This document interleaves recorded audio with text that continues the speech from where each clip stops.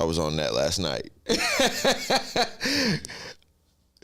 It's funny, my kids, like especially my son, my 11-year-old son. It's funny. He's like, he likes all the old music.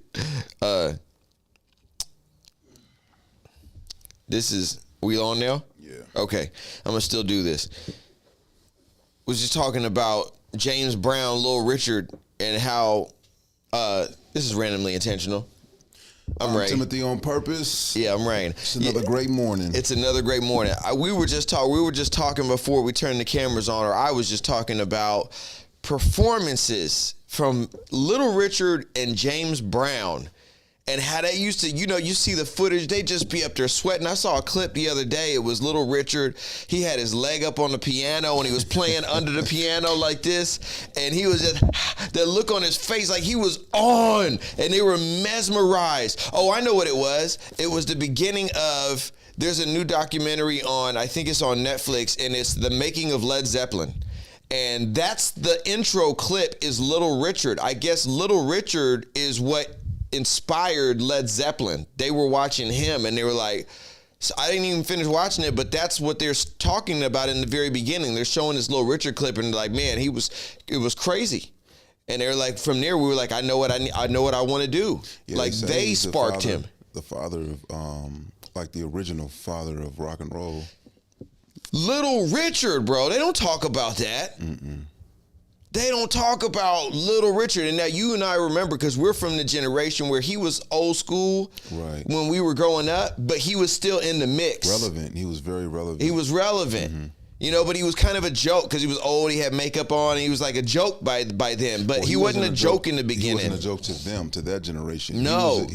We didn't understand. We didn't understand. Mm-mm. By the time we started paying attention and became conscious, it was like, well, he was a weirdo. We look back and we see, bro, that hard work, that,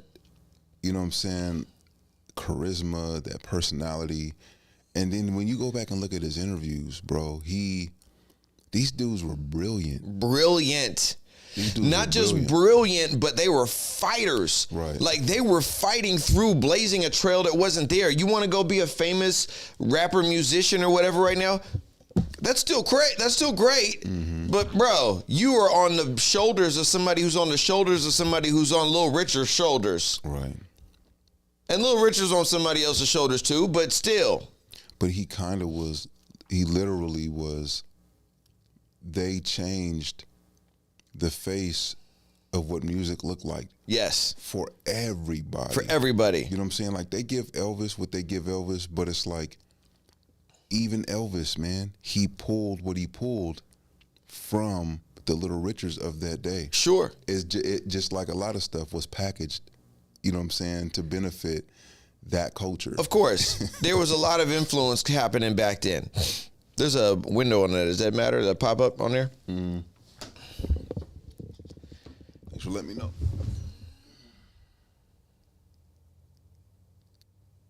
Yeah. Yeah, he was... Are we still on? Yeah. Okay. Yeah, he was Elvis, and credit where credit is due. Elvis brought an element of stardom to the game that was necessary, like a Michael Jackson, like he was that, and there was some before him. Were the Beatles before Elvis or after Elvis? I wouldn't. I mean, if you ask me, I would think that the Beatles came after. I would think that they came after. They had to, yeah, because they were big in the 60s and Elvis was like 50s. Mm-hmm. Okay, so, yeah, but maybe, so I don't know enough about the history. I don't know who was on that level of, being an icon and a heartthrob like Elvis was before that. But anyway, point is, these guys got people excited on another level, and their performances were on fire, like on another level. Anyway, what I was trying to say was, there's this guy, October London, that I've kind of come across. He doesn't have a ton of material that I'm super excited about, and he's not one of those performers like a Little Richard or James Brown. Like, he's not like that. He's R&B. But when you listen to him, you think you're listening to something from the 70s. Or the 60s or the 70s R&B. And it's his music, his voice, his style, it's like he's making new old music. And I'm like, I've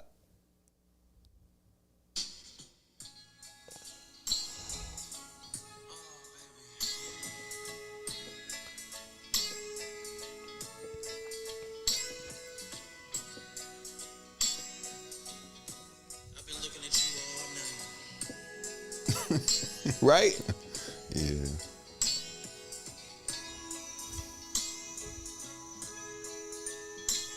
And I'm going to just skip to the hook for the sake of time. Hold on.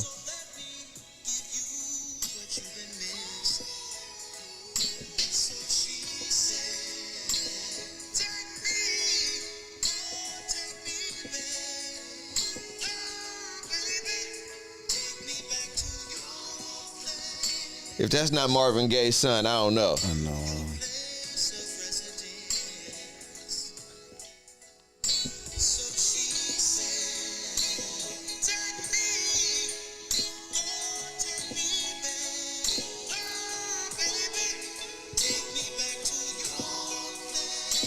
God, that's good. It is, man. There was something about that music too, man, where there was so much unity in the way that people moved. Now, mind you, the struggle was what it was, but it's like the unity within that struggle. And I think maybe because there wasn't as much visibility as to what was going on in each pocket, you know what I'm saying, like it is today, you can literally see into what's going on in each pocket of the nation where there's a certain demographic of people in a way that you couldn't back then. So it's like you had to lean on music to really, really, really feel and identify with your people and with your dreams and with your visions, you know what I'm saying? It's like you had to. Today, we're so saturated. That's a good point. You know what I'm saying? With everything, you could just click on first thing this morning. You have to, I think if you're our age, you're trying to learn how to talk yourself out of picking your phone up the first thing in the morning. Absolutely. Because it robs you, I think our generation, it robs us of some sort of that, like just being able to, with our own families, or just walking out of the house. Just present, a little bit more conscious, you know what I'm saying? Yeah. But yeah, I think when you think about those times and you think about the unity and you think about the collaboration, not only just in music, but just in life, like how people used to have to communicate what they wanted to do or how they were going to do it, it was so like, it wasn't as fixed. Or it could have been fixed, you know what I'm saying? Because there wasn't, I guess when I say fixed, I mean like it was like there was a set way and the mindset was like, it's going to be this way. Like there was no technology is moving and tomorrow we can possibly be flying cars. Right. That was like literally science fiction. Right. You know what I'm saying? Like right. Type of thinking, I think. Right. But yeah, you watch them Temptations movies or you watch them Jackson 5 movies, you can see it's a whole different type of artist, but like the human being within the artist was just shaped different. Right. Well, it was a different time with different meaning, different influences. But I think kind of like what you're saying is there was far fewer channels. So communication and representation had to come out through just a few channels. Whereas now there's podcasts and there's YouTube and everybody's got one, and Instagrams and TikToks and everybody's got one, and a Twitter, and there's a million different ways that you can express and a million different people trying to do it. And millions of news. Before there was like 3 newses. Now there's like 100 newses. There's a million different newses, and they're all biased to some extent. They're all categorized too. They're all categorized. In one presidential reality, it's like this is fake news and this is real news. Yeah, and it's always this is fake news and this is real news. It's like, man. But the funniest thing is that there's so many people falling for that trap. Right, but that's the thing. I think Now people want to hear what they have in their own head. Like they want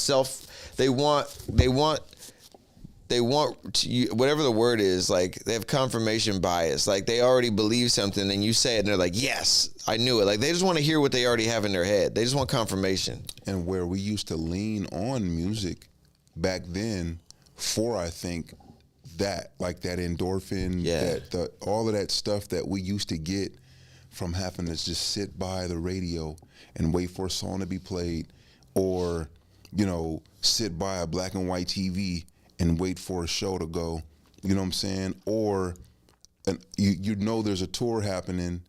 I think even the perspective of tours was way different back then, because you just, you know, the traveling, you wasn't able to travel that fast, you know what I'm saying? And then if you're black, you're liable to not even really, like, it depends on how the white people are acting, you know, about you even coming to the town is going to determine if you're going to be able to perform when you get there. All of that shapes and shifts. All that resistance and everything, it just adds more value to everything you're doing. More value to everything you're doing and everything you're receiving. So if you're a person that can get away, it's something that's going to relieve and free you. Like being able to get to a show in times like that, to receive, it's like I said, nowadays you can just wake up in the morning and someone can click on the pod and just listen and hope to receive something to be relieved. You know what I'm saying? But then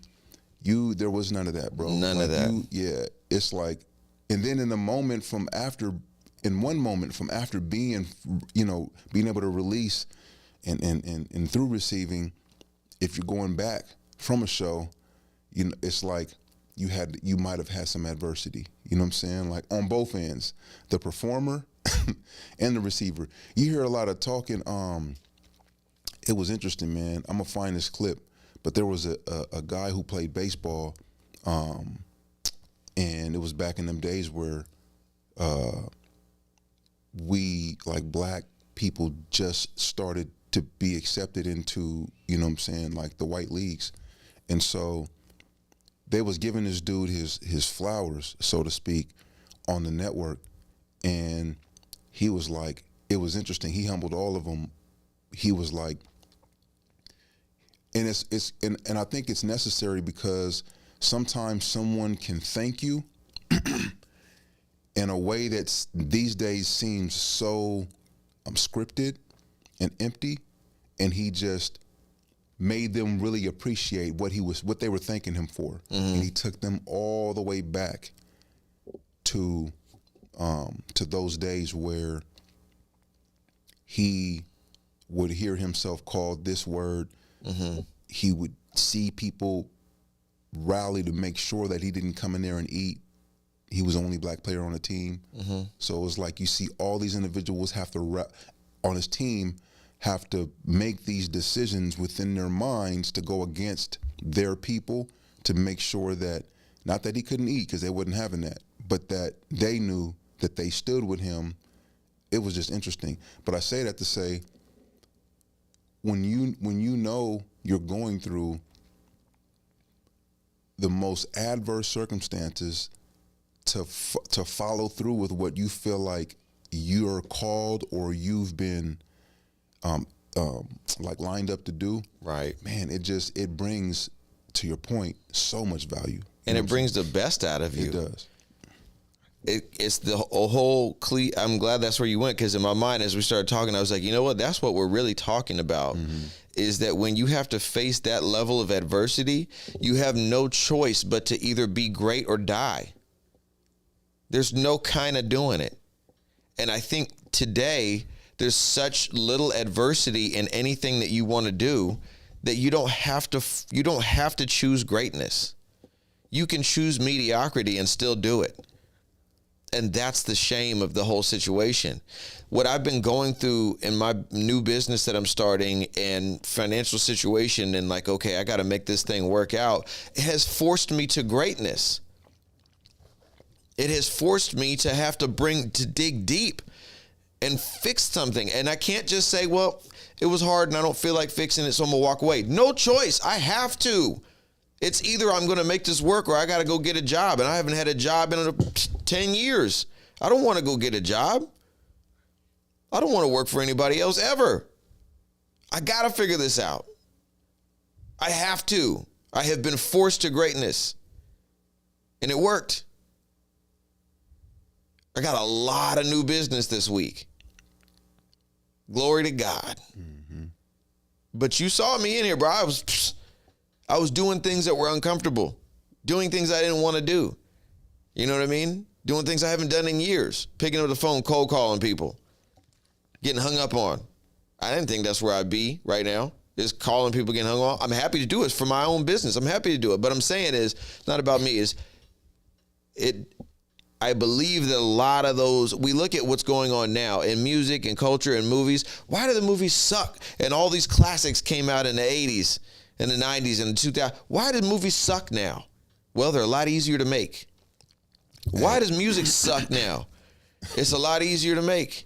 It's a lot easier to make it. You don't even need you don't need a record label. That's great. You can distribute it yourself. That's great. Also, there's no resistance. You remove the resistance. You don't have to get this one guy. There's 4 guys that can give you a record deal. The guy at Interscope, the guy at Warner Brothers, the guy at, whatever. There's only 4 gatekeepers, and you have to impress them or you don't make it in music. Mm-hmm. This shit gotta be good. Ah. You know what I mean? Yeah. It gotta be good. There's 4 guys. You want to make a movie? You can go to Warner Brothers. You can go to, whatever, MGM. Mm-hmm. This script gotta be good. It can't be, I get some cameras and these guys and we'll go make this movie and I use AI to. It's too easy now to pull greatness out of that. It's too easy. That's why nothing's great anymore, because it's all too damn easy. We've talked about tough times make hard men make easy times make soft men make hard times. Great. We think about that in terms of our generations. What am I doing with my kids? How am I raising my kids? Am I making it too easy for them?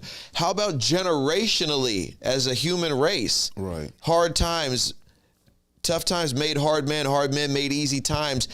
Times are too easy right now to pull greatness out of. Everything's too easy. You can see it in some areas though, that tough times make broken men. Well, this is the truth, man. Like there's a cost, yes. Well, this is the thing too. It's like that's only true for the people who are able to get out of that environment where the tough times occurred. So it's like that's not true for everybody that's still in the projects. Oh, right. Generationally, tough times are going to be tough times, and they're going to produce tough men and women. You know what I'm saying? Like. But I was saying that to say... Now, look, in those poor areas, I don't mean to cut you off, but you could argue those are tough people. Right. Those are tough people, and they are rich in a different way. Right. Why do you think all the culture and all the fashion comes out of those areas? The best music.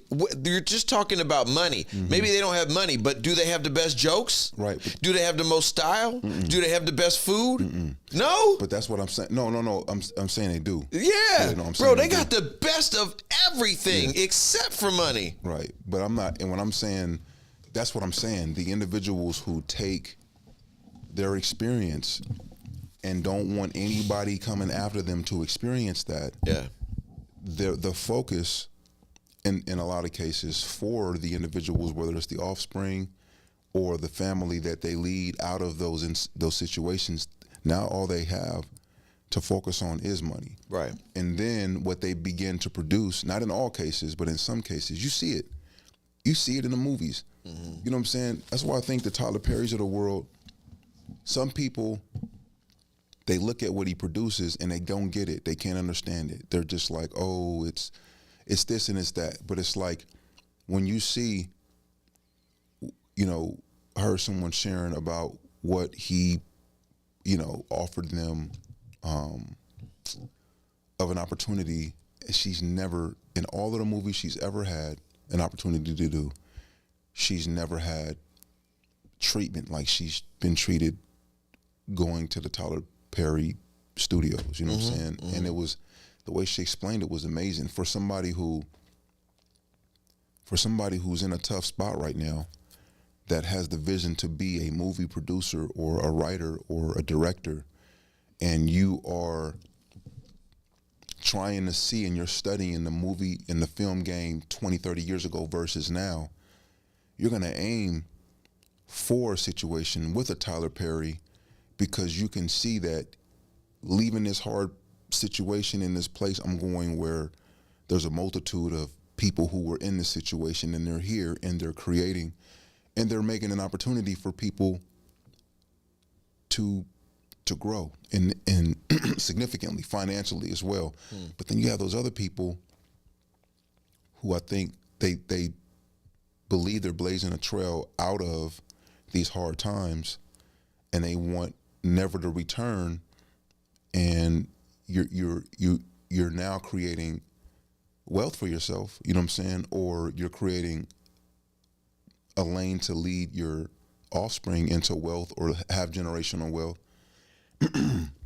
But like I think to your point, the absence of like a lot of opportunities to experience some hard time, you know, will create a lot of cushion, you know what I'm saying? And you really will never experience a hard fall unless life just deals you a blow, you know, that might be more like a health situation. And then you're forced to experience some type of hardship.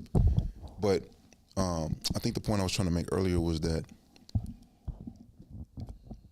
a lot of the individuals that are still in these hard places, experiencing hard things, and are producing hard men or hard women, that is where the quality and that is where a lot of the value comes from. And that's why so many of the other cultures, you know, benefit, you know, and thrive off of industrializing what it is that is created in these hard places. It's happening in China. It's happening in Africa. It's happening in all these places where people who live the most hardest and most adverse, in the most hardest and adverse circumstances, they're not able to have that reality to where it's like they can escape and create, at the end of the day, soft men. You know what I'm saying? Like, it's a continuous cycle in some cases. So yeah, I think there's a give and take, because I think all the new technology that's created, from the internet to now AI and everything before, in between, after, all that creates and provides access, which is great. You know, like, there's a give and take. Like, it creates access and opportunity. It lowers the bar. It lowers the barrier to entry. So people, like, if you have a laptop and the internet and maybe a couple bucks for ChatGPT or whatever you're using, you can now create a business and you can get yourself out of that tough situation. Whereas before, starting a business, you know, there was a time where you needed money. Like, when we were growing up, the thought of bootstrapping a business, starting a business without any money, you know, I wasn't aware of that concept. And I'm sure I can think about different business models, like you could still get it done. But for the most part, people needed money to start a business, you know? And so it was kind of like gatekept a little bit, because it was like, well, if you don't have enough to start, then it's going to be really hard. And very few people were able to find themselves in a situation where they could do it. But in general, though, I do believe, and there's obviously nuance and there's exceptions, but I think we can look at history. We can look at what's been created by each generation. And I think we can say that there's this pivotal kind of time period where things got easier and the quality of stuff created got worse, you know. But maybe in certain areas not, you know, like in terms of music and the quality of the art, I feel that's that's opinion. You know, you talk to kids growing up today, or somebody who's 15 or 20 today, they might feel totally different, because they do. Most of them do, I'm sure. Yeah, because, you know, they grew up on some of the stuff and they might be like, what are you talking about? Squid Game was crazy. Like, maybe know. It's like Jim Jones right now. It was interesting. I seen him make this comment about Nas. and it was just I saw interesting that. to me because he, being from a certain era and generation, and I know for him it's an opportunity because he even said it the way he said it afterwards.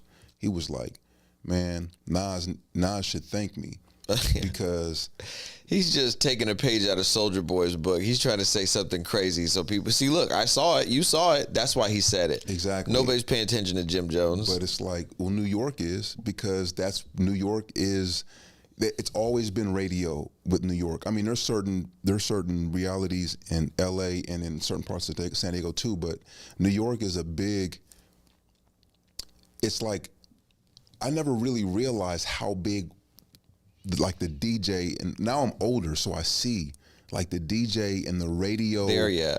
It's a culture out there. You know what I'm saying? Like, Absolutely. I never grew up out here believing like I would want to be a DJ or a radio personality. Right. Out there, journalism, Yeah. all of that stuff, it's a lane. It's a culture. You know, it's a culture. Yeah, You know what I'm yeah. saying? So, but I just, to see him go to that degree to highlight the fact that he can run circles around Nas. If Nas hasn't had albums drop over the last few years, and like he isn't in this space where he's trying to raise the consciousness of a people, where Jim Jones is still kind of taking pride in the fact that he has music out there that if it's leading people to kill people, hey, it's leading people to kill people, but this is the way I make money. You know what I'm saying? It's about, and I'm just like, man. I don't even know how Jim Jones is still talking, man. He had one song, Ballin', and that's the only song he ever had. Well, I think to us, yeah, but this is the thing too, because Charlemagne, he ended up highlighting and kind of proving out the opposite of what Jim Jones was saying about check my entries, and I got all of this and I got all of that, and he pulled up and paralleled the entries to I think the Billboard 200 between Jim Jones and Nas's was like surpassed his by a great deal, but he had no number ones. You know what I'm saying? Jim Jones, he had no number ones, and you would think Ballin' was a number one, but it's like it wasn't. Right. And I'm just like thinking to myself, but he said Nas has never ever went viral. I ultimately am responsible for him going viral right now. None of these young dudes would know who he is. And the truth is, that might be true. But it's like that is the reality in some of these individuals' mindsets these days. It's like you wake up and you're in a generation where the motivation is to go viral. Yeah. Like that is the GoPro. That is the but the odds to going viral are way deeper and bigger than going pro basketball, pro football, pro. Right. You got mothers, literally, it's a thing these days where it's like the mother is trying to help the kid understand, like, son or daughter, you go viral, our lives change. Yep. Yep. That's the ticket, because it's a lottery ticket. It's a lottery ticket, and everybody has access to it. Right. And so it takes literally one video and your life changes. You know, it's a crazy time to be alive and to do that. You don't need any money. You just need your phone, and you can make a video and be famous. And that's great. It is. But, it's just like when home recording equipment, studio equipment became accessible, the M-Box and all that. It opens up the door to millions of people pursuing it, and then it just becomes garbage, and it's like you get one or two people that make it, but you get a million people that pursue it. So you got so many people running around trying to be viral, and nobody's ever going to see this shit. And it becomes like, what is the cost of that? Like, of all these people spending all this time and effort and energy on trying to chase this viral video, but you got less than 0.1% of people that actually get there. 0.000% of the people making content are actually going to hit and get that one that goes, but everybody else is pursuing it. So in general, though, I just think it's a good lesson to remember when you're going through something. Like they say, pressure makes diamonds or whatever. And I think it's important. Like, it's so easy to hear something like that, especially when you're going through something, and just not give it its just due, like just not let that even register. It's easy to hear something while you're going through something, and you don't want to hear that you should be struggling when you're struggling. You don't want to hear that. You don't want to hear that this pain is good for you while you're in pain. It's hard to understand that in the middle of it, you know? Oh, believe me, we know. Right now, sometimes even just the mindset, having these like trigger reactions, and I don't even know what the trigger is, especially for Keisha, but when sometimes we have to tussle and grapple with the idea of all things work together, you know what I'm saying, for the good of those who love God and are called according to his purpose, while you're going through cancer, you know what I'm saying, or while you're fighting in your body, or while you're going through, you know, there's a few people in our circle right now who are battling with either cancer or some type of ailment that is forcing them to have to every day dig deep and say, today's worth fighting for. Yep. You know what I'm saying? And it's like you're trying to convince yourself when someone says, but you know, there's some good that's gonna come out of this. That's really hard. Oh, bro. It is the hardest some days. But then some days you can see these glimmers of like what's being transformed from the inside out. And then you're like, oh, you know what I'm saying? Like you can see with clarity, you're like, okay, this is a moment. This is a good moment. Yesterday, there was a moment where I was, me and Keisha, we were in the house. The kids are just being the kids. And there was a moment where I looked over, and Keisha, she was doing some work. She was checking up on Zuri's enrollment for this opportunity that we're enrolling her into, or we've had an opportunity to get her in, and we're waiting for this response. So Keisha's looking for the response. Then she notices something else she has to do, and she's working. And then this really was never Keisha, like before this situation.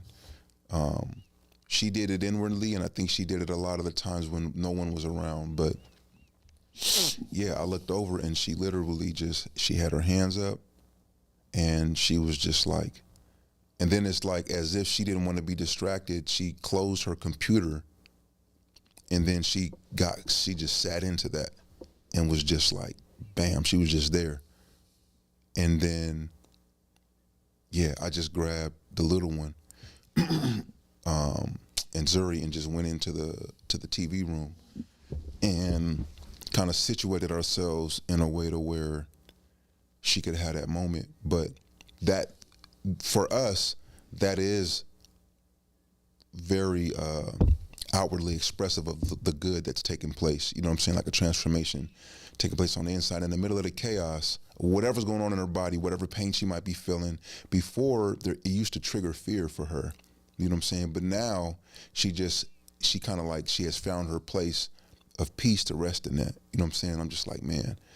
And in those days, it's like, it's easier to kind of, you know, accept the fact that, man, good things are happening. You know what I'm saying? Like, it just, you got to get through, you know, the little hardships. But yeah, it's hard though. You know what I'm saying? Like, it's definitely probably for some people the hardest thing that they'll ever have to grapple with. You know what I'm saying? Which is trying to find the good in the middle of what seems like to be the worst case, you know, scenario or circumstance. Appreciating the challenges. Yeah. That's the hardest thing to do. Yeah. Because when you're in pain, all you want is for the pain to stop. You just want it to stop. Yep. Then you come to this point to where you realize in life, you know, obviously as you get older, which is why I think us parents who have been through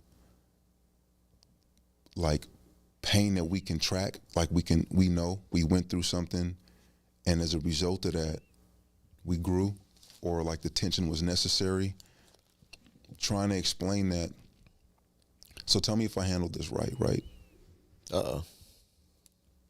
I'm in a situation with my young one, and you know, he has a job. He got a job at 12 years old, in a barbershop. Really? He got a job, barbershop, close relative, like friend of ours. She leads in this barbershop. She lined him up with an opportunity. He had to interview. He had to get himself in a situation. Bam, he got in there. We went to a few barbershops, and they was like, nah, we already got somebody. So he was like, oh, So this like is the sweep thing. and stuff? To sweep, do laundry, clean the bathroom, stuff like that. Yeah. We were like, okay, cool. Got him in there. So, you know, time has went by. It's been almost a year since he's been there. Wow. Yeah, he's been doing really well since last summer. So this is his first. This summer, he's coming up on his anniversary, being there for a year. And he's hanging out in a barbershop, which that you could say that's cool. He's learned. I'm sure there's pros and cons. Yeah. He done came home with questions and we Stories. just like, Yeah. But he's learning how adults interact, and he's getting something from that is probably worth the cost. So one thing leads to another. He has you know, we have Vacation Bible. But the type of barbershops that we used to hang out at, he shouldn't have been there. I don't know what kind of barbershop it is, but the barbershops, you knew Lil James? Yeah, I knew Lil James. So that's not the barbershop you wanted to be at. Nah, he's not at one of those. He's not like at East or West, or like he's not at one of the he's not at the barbershops where there's individuals like young and just like, it's just they talking about everything going on in culture. He's in a barbershop where it's mellow. It's mellow. Okay. They're older. You know what I'm saying? Okay. And so because we was in there shooting dice on the floor, smoking weed, drinking Hennessy. Yeah, it was crazy. Selling drugs, bro. Like we was doing everything out of the barbershop. Those were the experiences too of the barbershop. You know what I'm saying? That was it. Bootleg DVDs, burnt CDs. The barbershop was the spot. Okay, go ahead. It was. Sorry, sorry about that. That's all good. He, since he's been 13, he's just been having, it's been some very interesting moments. And I'm like, okay, I have my moments where I just pull him aside and I'm just like, look, man, this is not going to end well for you. You know what I'm saying? Like, and I don't put my hands on him. It's like, I take things from him, or I tell him you forfeit your stuff. Yeah, I'm not taking nothing. You giving it to me. Right. You forfeited it. You're forfeiting your phone time and privileges when you act however you believe you want to act. Right. And think there's no consequences. That's a good context. You did this, not me. Not me. Right. You know what I'm saying? I'm just here to receive it. And when you want it back, you can get it back. Right. You know what I'm saying? I like that. Because otherwise the whole focus is on you. You're a mean guy. You did this to me. No, you did this. Which the focus is still that. But I have to stay. But you're trying to plant that seed. Right. So we've been putting him in environments during this time with Keisha. He's been very like reclusive. He doesn't really want to be around a lot of kids or people. He only wants to be around who he wants to be around, and we get it. But sometimes we know that they're not the best influence. So it's like Vacation Bible School just came, summertime, it's a week, you know what I'm saying, him going to the church. But he's at an age now to where, it's volunteer. So you volunteer. So Wednesday nights is like the youth night. So he went to this jump park. Went to the jump park. He's in there, he's chilling, he's doing his thing. He didn't want to go. He had his head hanging low when we were heading over there. Dropped him off. Come back, he's in there running around, jumping, smiling, having fun, doing his thing, socializing and having a great time. The moment he sees me, he puts the act on. He didn't know I was going to come back. Came back an hour early, watching him for like 20 minutes, talking with the pastor. He's just kids are jumping, funny. chasing, bam, bam, bam. He spots me. So kids are funny, man. The thing is over, right? We're outside. Now first, so we're outside. We get outside. One of the kids is like, yeah, so I'll see you tomorrow. And then he was like, oh, I forgot. You don't even want to come. he was like, but it's cool, right? So I'm not really trying to be in their conversation, but I'm like, so I just look over in their direction, and then my son is looking at him, and he's like, nah. And then so one of the other kids was like, you know, what's the problem though? And he was like, well, it's just, you know, and then the kid that started the conversation was like, he doesn't like VBS. So then he was like, he thinks it's lame, he thinks it's boring. So I look at my son, so mind you, the only way the kid could be saying this is if my son told him. Right. He's not saying it like he assumed my son thinks that. No. He's saying it like this is what he said. This is what he said. Yeah. So I said, so I'm looking, and I felt, honestly, I'm gonna be honest, I feel like I wish I wasn't so close, because I could not help myself. Like, if I wasn't so close, I wouldn't have been there to say anything or hear anything. And that which you should have not been, right? You shouldn't get involved in that. You shouldn't. Like, Yeah. if you're, That's the hardest thing as parents, is that we do get too much exposure to what our kids are talking about these days.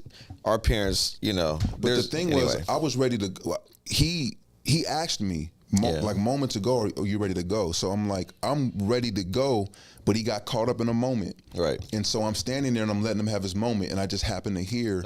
So they were saying bye, and the kid was like, so you going, so I'm like, okay, what exactly is happening here? So then my son lets come out of his mouth, there's no purpose in volunteering. So then the dude was like, there is. One of the kids was like, there is. Then the other kid, all these kids they all kind of look to each other in a way, but I can tell now that my son must present himself in a way that has them looking at him in just a little bit more of a different way. You know what I'm saying? And I can't figure that out. I don't know what it is. I don't know if it's looking up to, or if it's looking not down to, but just like he has a little edge on him or something. And so, you know, it's a little entertaining, you know, for them. But I'm like, what is this? Like, what has he been saying to them? So then the one kid that initiated the conversation was like, you do get a lot out of it. It's so dope, man. The key was like, he ultimately was saying like, it's not in his own way, in his kid way, he was saying like, it's not the gratification that comes right now. Like you're getting something, but you don't really know you're getting it. That's what the kid was saying. So then my son was like, but you're not making no money. So he was like, but you're not making no money. And then he was like, so the kid was like, I know, like, it's volunteer. That's what you volunteer for. You volunteer for. And then I was trying to like intervene so that my son wouldn't say something else, because now he's like, now I see like, oh, like this is where his mindset is. So I'm like, Ian, that's the whole point of volunteering. You know what I'm saying? Like, and he was like, but you don't get nothing from volunteering. I said, yes, you do, man. You get something spiritually. And he said, that's dumb. That's dumb. So I'm like, so mind you, I'm his dad. There's kids right here. There's a few parents behind me. I feel a little embarrassed, but I feel even more like he's never heard me say that. He's never heard his mom say that. He knows we volunteer when we're able to.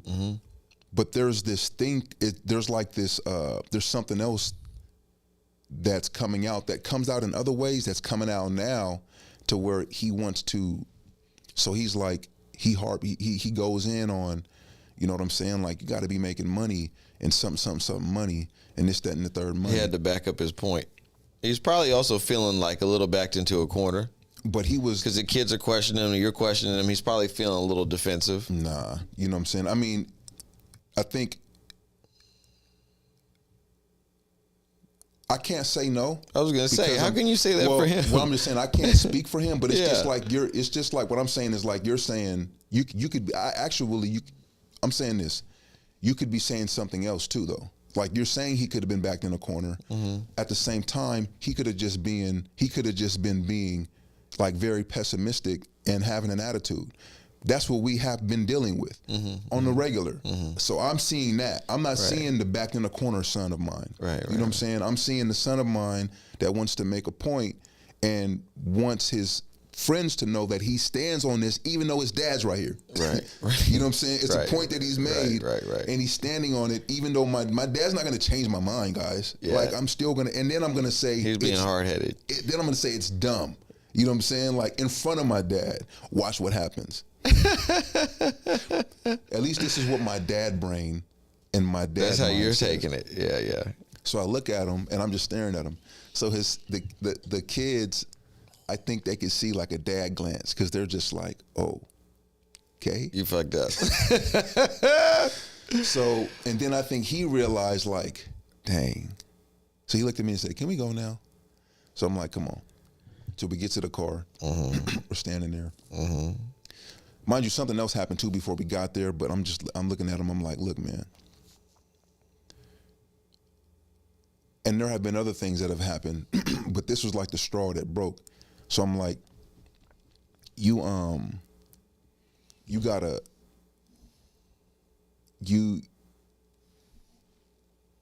and mind you, this might sound harsh. This might sound concerning to some people who might have handled it different, but this is why I'm asking, like, how do you think I handled this? And I'm interested in what you're gonna say. I tell him that he, mind you, in the context of other things that have happened, I don't want to put him too much on blast. I just wanted to use that example. I told him that money is starting to kind of like, his perspective of money is starting to infiltrate and kind of like lead him into this like unhealthy way of his view of others and his view of his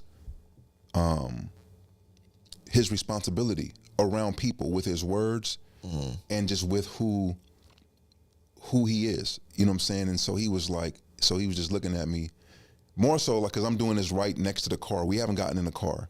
So this is my way of kind of like, you said what you wanted to say right there in front of your friends.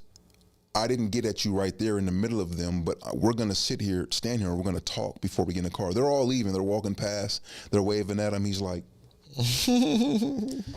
and so I get home. We have a dialogue. And they're all like, ooh, he's in trouble. We have a dialogue. He has an attitude. He's upset. You know what I'm saying? He doesn't get it. He's just like, man, it's my job. I make money. That's and the third. I get home. I tell Keisha. I go upstairs. So this is my thinking. I take his wallet, and because of the other thing that had already happened, Keisha had already grabbed his phone because I had already communicated with her about the thing that happened before I even dropped him off. And then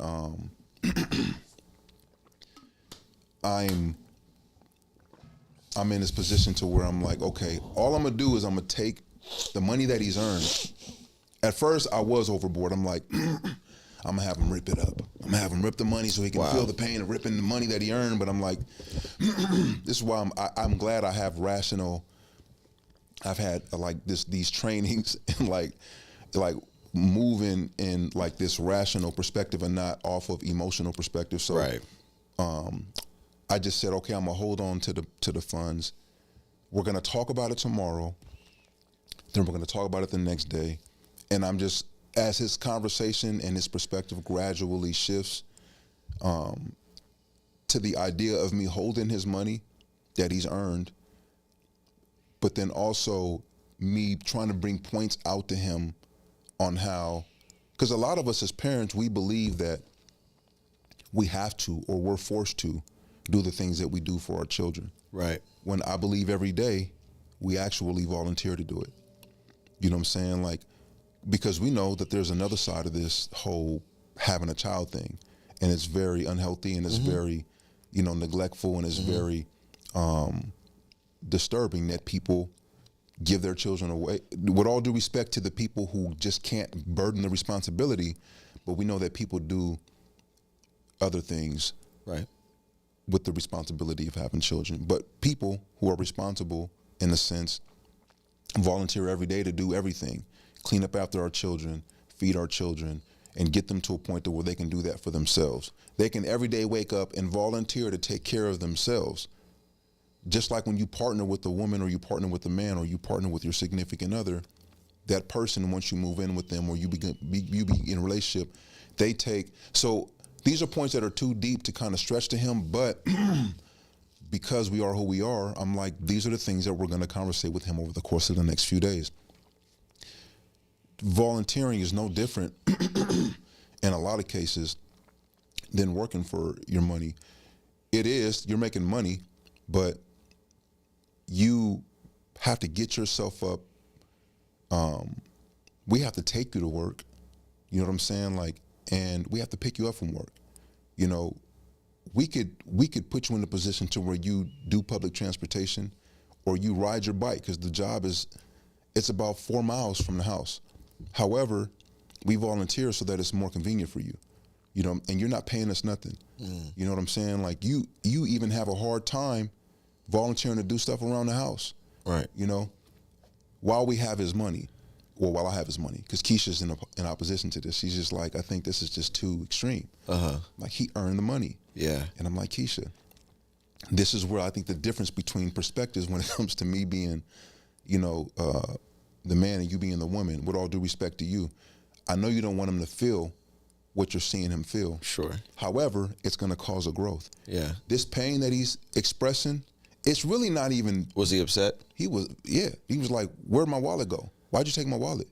You know, because he had never, it's not even he never thought this was possible. Right. He never thought someone can take what you earn. Right. Ian, I could take this. Right. Just that easy. What you gonna do about it? Right. You know what I'm saying? Like, with all due respect to you, you earned the money. You're gonna get your money back, but we let you go earn the money. It's a privilege. Right. I just want you to know, whenever you're talking about the money that you earn, please talk about it with respect.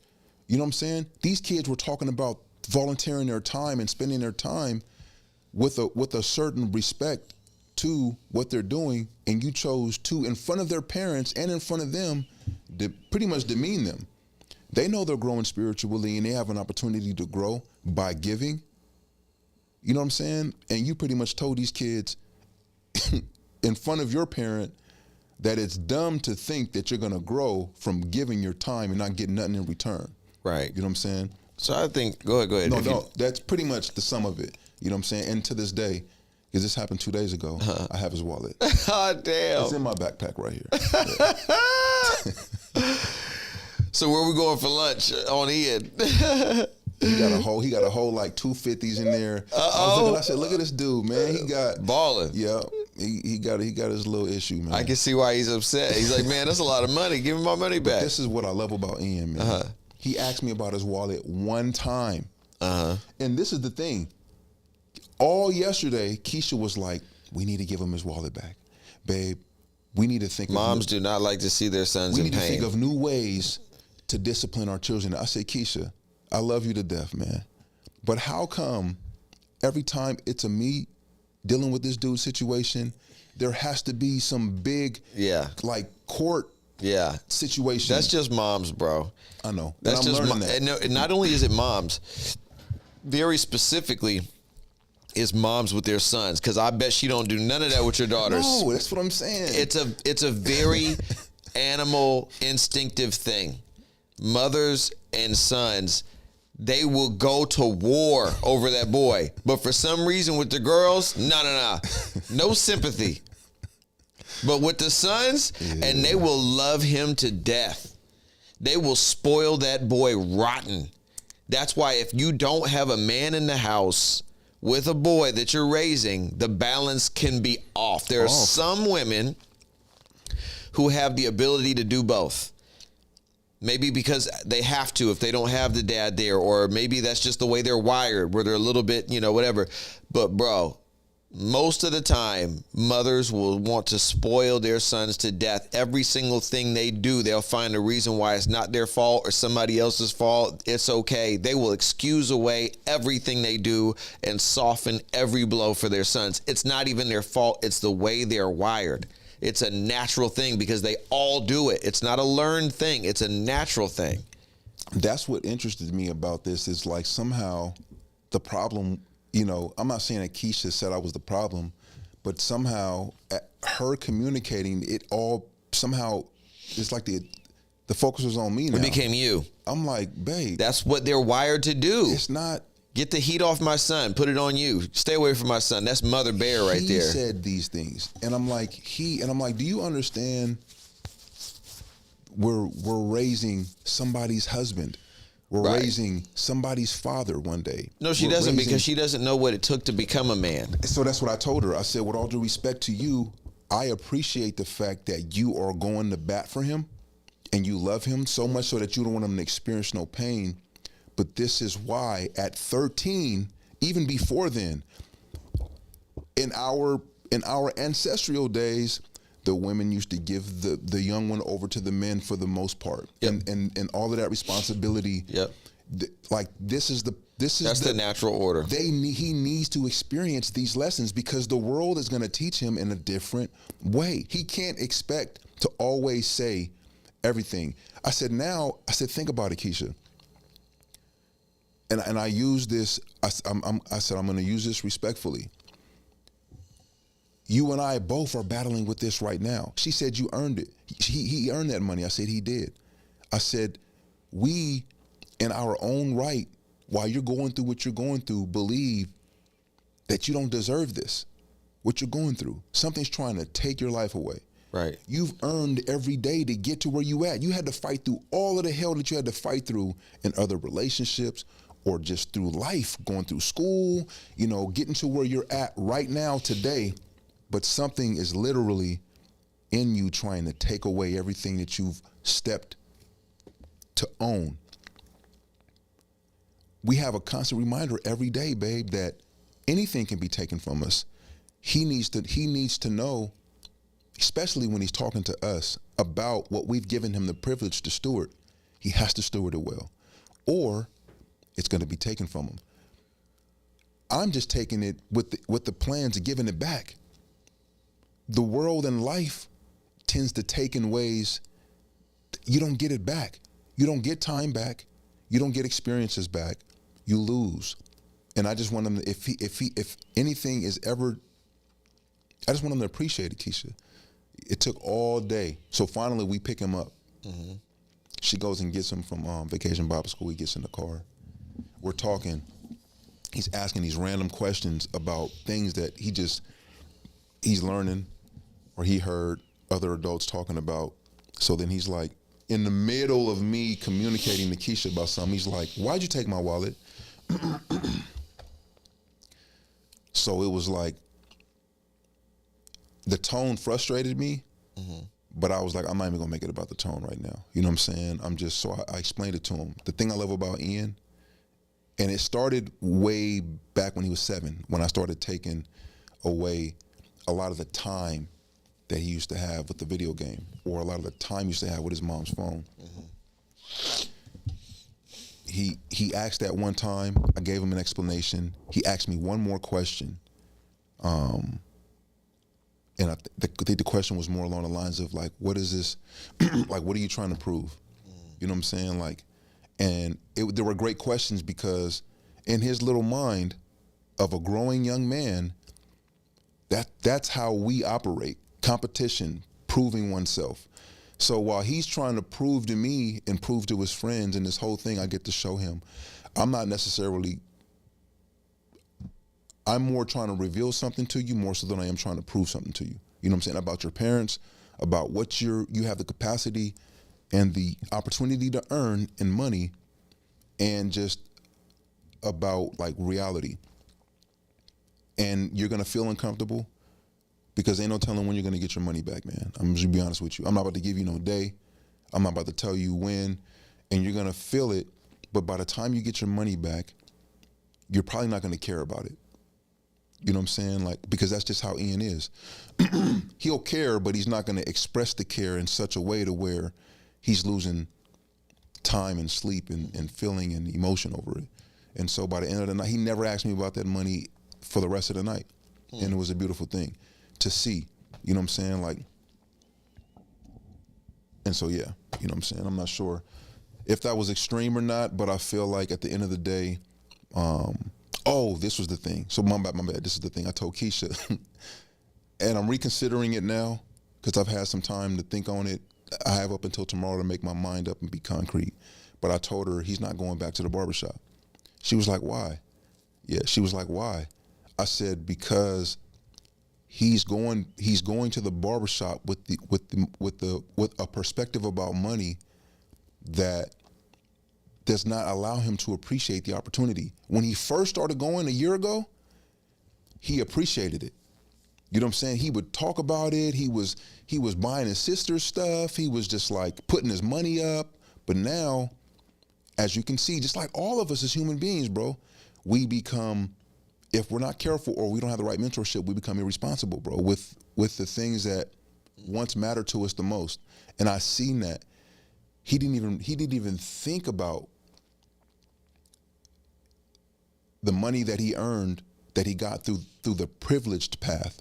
Like, and not privilege as it being given to him, like he has the privilege of having a job. You know what I'm saying? It's not something that every kid has. It's not something that every kid's parents will let them do at that age. It's a privilege, man. It's also not something every kid wants to do. So there's something to be credited for him to have the ambition. I would say, and you got to keep in context my advice, knowing who I am. Somebody who, you know, I was running around hustling as a kid too, starting businesses, looking for jobs. So That's why I was saying that it was going to be interesting to hear what your reply was going to be. So for me, the like take the job away thing, that kind of gives me this like knee jerk reaction of like, ooh, I don't know about that, right? This is the way I think about it. I totally get and commend what you're doing. You're trying to find the right way, essentially, to get him to define what value is. I'm going back to his actual statement, and that's kind of where my thought has been on this the whole time. So I think removing him from the job is not, in my opinion, the right thing to do, because imagine you're playing a game and you reach a point in the game that's difficult and you're dying there. If you stop playing the game, it removes the resistance and the opportunity to grow in that space, right? If you remove that uncomfortable or ugly thing, then you don't get to continue to challenge that so that you can grow and be able to be stronger than that, wiser than that, gain more experience and be able to deal with that. If you just stop playing the game, well, now how are you going to learn that? How are you going to learn how to face that challenge? Because guess what? Eventually, you're going to have to end up there again if you're ever going to play the game. So you might as well learn it now. And especially, and this is something I'm thinking about a lot with my daughters as they're 16 and 17, getting ready to turn 18. And what's on my mind, and you'll probably find yourself in this space too, is whatever stuff I've been keeping them from, right? That I know they're probably going to run out there and experience when they turn 18. Which they're good kids, so I don't think they're going to run off and do a bunch of crazy stuff. However, you can't help but to make that psychological shift in our society that when you're 18, there's a new world open to you. And so my goal is, what things can I expose them to or allow them to expose themselves to if they want to go here, do this, do that? Let me not just go default no. Because if I do that, then when they turn 18 and then they can do whatever they want, they're going to go experience those things anyway, but they may not be under my roof. And now I don't get an opportunity to teach them through that. So it's better for me to let you do that thing, even though it makes me a little uncomfortable, because at least whatever happens next, you have to come home under my roof and I get an opportunity to be exposed to what happened and try to teach you through it. So it's better to just let you do it here. That's not like drinking, doing drugs or any of that. But going to this place, staying out late, going to whatever the stuff is, I have to be realistic about the fact that, you know, my one daughter is 17 and a half. In 6 months, you can do whatever the hell you want. So it'd be foolish for me to try to pretend like I'm going to be able to control your life forever. It's better for me to let you get exposed to certain things that are natural and that are going to happen eventually anyway, that are inevitable, and let me get the opportunity to teach it. So that's the same thing I think about this job with Ian is like, look, he's going to end up with a job at some point anyway. It's better that you let him continue to experience that so you can use that as an exercise to teach him whatever he might be missing from that experience, whatever he's might be taken out of context or whatever. Keep getting that exposure to it so you have more opportunities to teach. It's creating more opportunities for you to teach, you know. But if you remove him from the game, then all those opportunities go away.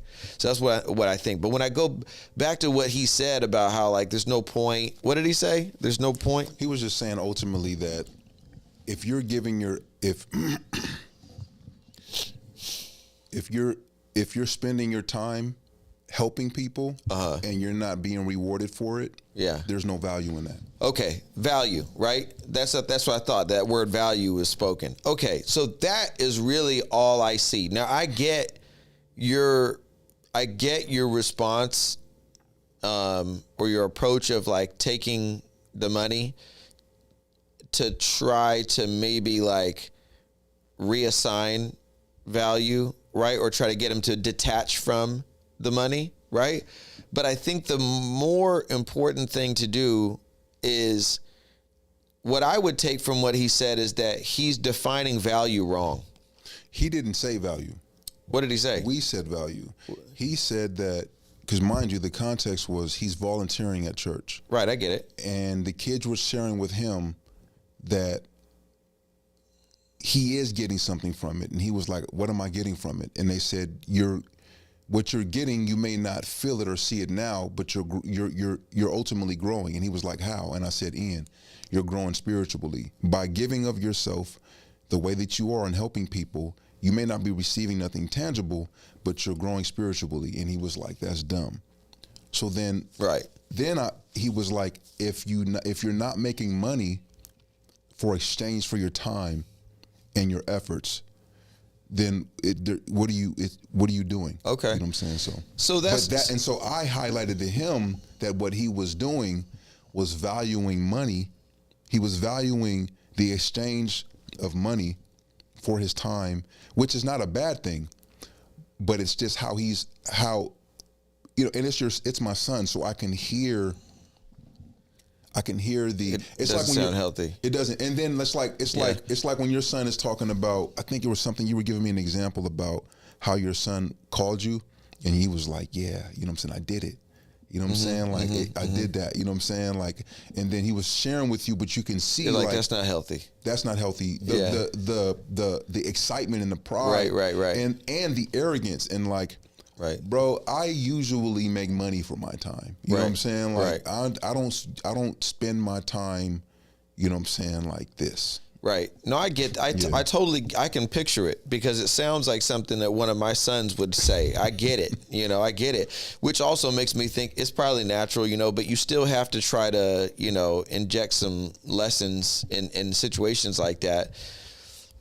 I just think two things. One is, you said you volunteer, and I know how you are and who you are. And so I am a big, big believer that at the end of the day, 98% of what we're teaching our kids is example, right? Especially sons and fathers. I think example. So you can rest assured for the most part that you've probably set a really good example for your son. And most of these lessons he's going to get in time, even though he might be immature at certain points, and like some of this stuff is like he's just a 13-year-old kid and that's why he sounds like that. And you're not going to fix that. You know what I mean? Some of it is, we always have to take it with a little grain of salt that like you're just young, Of course, yeah. But that doesn't mean we don't address it though. That's what all I'm saying is this. All of this was to reference you speaking earlier about pain. Right. And it being uncomfortable and how necessary it is, or us going back and forth about how necessary it is for growth. Right. And even though some of us may not understand what the pain is doing at the time, that it's necessary. You know what I'm saying? However, you don't want to, like, I'm not going to sit here and say that you should discount the fact that you feel the pain and it is making you uncomfortable. That's just, no one wants to sit in that. And I don't want to encourage no one to like seek pain out. You know what I'm saying? Like, but at the same time, in Ian's case, he went from being uncomfortable with it to having somewhat of an understanding of okay, he didn't just take it just to be taking it. I will get it back. He doesn't know that what's up. I heard his mom telling him last night, which is, once again, she went into this without even, and this is something we used to have Ian just write out why he wants to do things or watch things or entertain certain things that we just felt weren't that valuable. Mm-hmm. What's the value you're going to get out of it? Mm-hmm. How is it going to impact you? And how is it going to like feed you to impact others? But in this situation, I heard her tell him last night, I want you to write me this, and I want you to, to include this, and I need to see why you believe that, your job is like you appreciate it. And it's interesting because that wasn't the approach I was going to take. Uh-huh. However, now it's like it put me in a position to where he's gonna walk up, hand us a letter, and it's gonna ultimately, in this case, because he's gotten really good at writing what he thinks we want to hear. Uh-huh. And he's gonna. I don't want to assume for Ian because he is 13 now. He hasn't had to write a letter like this in a minute, but I can assume that a lot of the things that we've said to him, he's going to repeat in the letter. Right. You know what I'm saying? Right. He's sales. He's going to sell it to you. He's going to sell it to us, which is, I think, still another great exercise. For sure it is. It's a great exercise. Yeah. Okay, so what I've been trying to say, though, let me try to say what I'm trying to say here. What I'm trying to say is, and I'm probably just taking too long to get to the point, but I do think that, like, it's really important that you help him see the value in the volunteering, the discipline on the one side to kind of disconnect him from his obsession or the way he's, emotionally connecting his relationship with money. I understand that, but that doesn't do anything to build value in the volunteering. That doesn't do anything to help him see why this matters.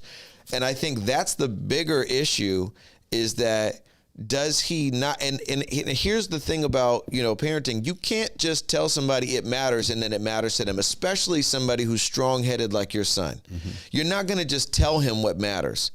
You might even get him to tell you what you want to hear, but you're not going to get him to believe it until you actually convince him. You can't just say it matters and he goes, okay. No, He's not going to go. If you think he believes that, you're fooling yourself. No. He's very, very strong-headed. So you have to give him real reasons why. And I don't know, I don't know if that means, giving him like bullet points of like why it matters. I don't know that that's really but it depends on how he responds to things. I think that what he really needs is empathy. He needs empathy. He needs to understand, like, I don't even know what kind of volunteering he's doing, but whatever that is, giving him some deeper explanation, giving him visual, helping him really feel and understand how what he's doing is having an impact to somebody, and that matters. Giving him other landmarks, reference points of things that he might understand in his life, like remember when this happened, or remember this, or remember that. Give him some way to feel it and understand why this volunteering he's doing matters. And if it doesn't, then I can't fault him for feeling that way. Yeah, but if you can't give him a real reason why his volunteering is making a difference, if it's just we're doing it because it's the thing to do, I get it then, that maybe it doesn't really matter. This is for him though. So this is the tension point. Mm-hmm. So in that conversation in the car, that's what we actually had to highlight. Right. The things that he already does on the natural, but it's with what he wants to do. Right. You see what I'm saying? So it's like, if he wants to go print up shirts to take to the homeless, that's he doesn't see that with the term volunteer attached to it. Right. You know what I'm saying? He doesn't realize he's volunteering. Right. He just realizes he wants to do what his heart is leading him to do to help people. You know what I'm saying? So it's like we had to bring those two to the point to understand there's kids at this vacation Bible school that need a person like you that is mature, 13 years old, and that knows how to lead, to lead them at certain parts through this Vacation Bible School. Yeah. And it's a voluntary thing. You're not going to get paid for it. Right. So for him, he's like, no one ever did that for me. You know what I'm saying? Like, and so, and he's like, they don't need me. There's thousands of other teenage kids that can do this. Right. You know what I'm saying? Right. But his sisters are in the Vacation Bible School too. Yeah. He's not necessarily over their group, but for him, he has already pinpointed and identified several things that have led him to discount his reward in this, which is like, this is not something that I initially believe I can benefit from, because it's not something that I ultimately set out as my idea of, things to give back. I hate to say this to you, but I agree with him. I do too. It's not, but this is the thing. Yeah. So this is the thing, Raine. I'm not saying that I don't agree with him. Yeah. All I'm saying is that it's like, we were having a conversation a little while about your son and not feeling forced to feel like he has to continue on with the sport. Right. You know what I'm saying? Right. I think about that a lot. If he doesn't do well and he's just like, man, I don't know if this is for me. It's like what you're going to encourage is whatever he wants to go into. Right. At the same time, I'm a big believer in doing what comes to you naturally, because that's the only thing you're going to be great at. And that's kind of what I'm saying in this situation is maybe he doesn't want to volunteer in that setting, but if there are settings that he does feel good about, then that's great. Just do that. Yeah. But in some cases, well, I'm not going to say in some cases, I think with our children, you don't really, and this is just me, you know what I'm saying? Like, I believe it's, you don't always get to choose what you don't want to do. For the majority of the time, you do. Mm-hmm. But if you're going to, especially right now while we're going through a time where you want to recluse and you don't want to be around a bunch of kids, for the majority of the week, we allow you to do that. Right. But for this 1 week in the summer, especially before you get everything else that you have on this summer list that you want to do, like this isn't something that you would sign up for, honestly. Yeah. You know what I'm saying? Yeah. However, we know that there's a benefit for you in it. Right. You know, it's like putting your kids. Did you say that to him? I did. Okay. We both had to say that. Because that's what I would do is I wouldn't try to shape it somewhere where it's like, no, this is valuable. I would maybe just be straight up about like, look, man, I want you to be around other kids right now because you're too reclusive when you're sitting at home, and that's not healthy for you. So it's good, even though it's uncomfortable, and you are giving some value to these kids. I get that other people could do it, and this isn't the thing that is the most important thing to you, but do it anyway. And it is in Ian's nature, bro. When we used to go to church, this is why it's like, this is the thing. Okay. This is the thing. This is a big one for you. For real. Because one day, seriously, man, one day Ian came to us after leaving church and said, out of nowhere, this was when he was 9, I want to help with the kids.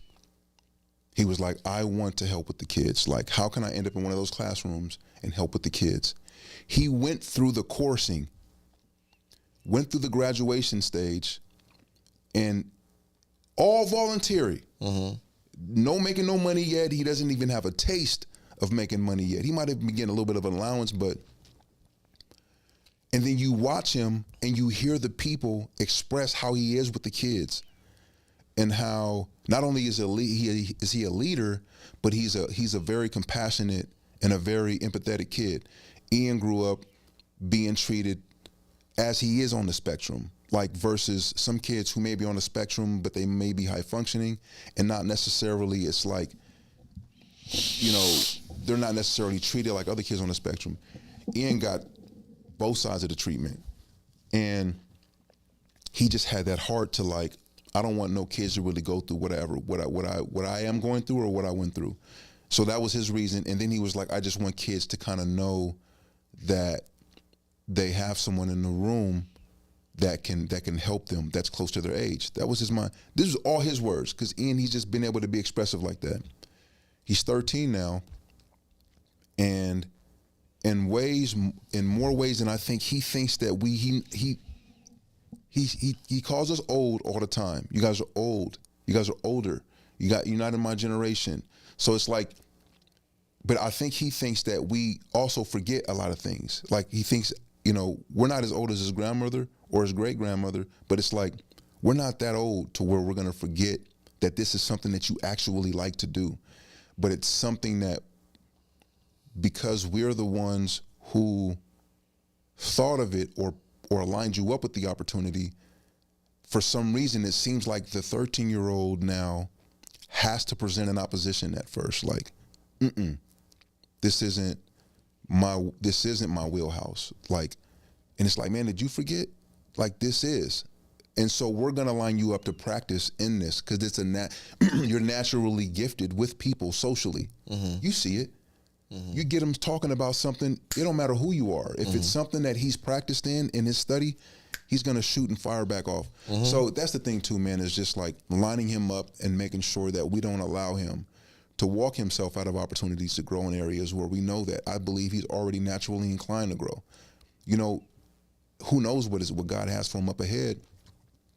But right now, if we let him make decisions to pull out of everything that we know could potentially help him grow, I think we're doing him a disservice. So I agree with him. Like, I know that he can't see the value in it, especially right now when his mom is passing through this cancer thing, and like every day trying to make sense of it. But he's seen droves of people show up and just give us food.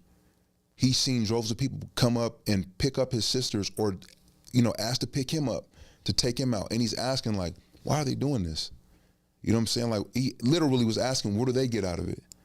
You know what I'm saying? Like, it's because in a sense too, he doesn't necessarily see it initially. This is part of his autism, though. Yeah, I don't think it's a part of his autism. No? Nah.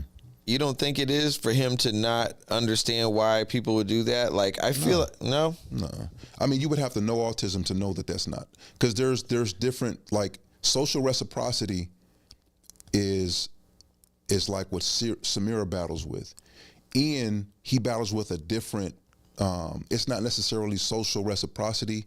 There is a social aspect that he was more so at a disadvantage in 5 years ago, but now he's grown in. But understanding why people do and don't do what they do is not even really what he's asking. He's more just trying to ask us what we're getting out of it. How is this helping mom? That's all he's really asking. He knows that these people have been in our circle since I've introduced them to the family. You know what I'm saying? So it's not like he hasn't seen them before. We haven't been to family gatherings and stuff. He knows their hearts, but we've never had cancer before. And a part of it, I think a part of it was bugging Ian, because he's just like, when is this gonna stop? It almost kind of like reminds him in times when he's not trying to think of his mom having cancer, that she has cancer. It's like, everybody wants to hug me. Everybody wants to ask me if I'm okay. Right. Everybody wants to, you know what I'm saying? Like, and it's just, for him, it's just like, I think that is all wrapped up in it too. You know what I'm saying? More so than, I don't get it. Why are they always bringing food, or why are they always, there's, so I don't think it's the autism. I think it's more so, and like I said, okay, you would have to watch it, watch the kids navigate it to kind of see what their quirks are, or what their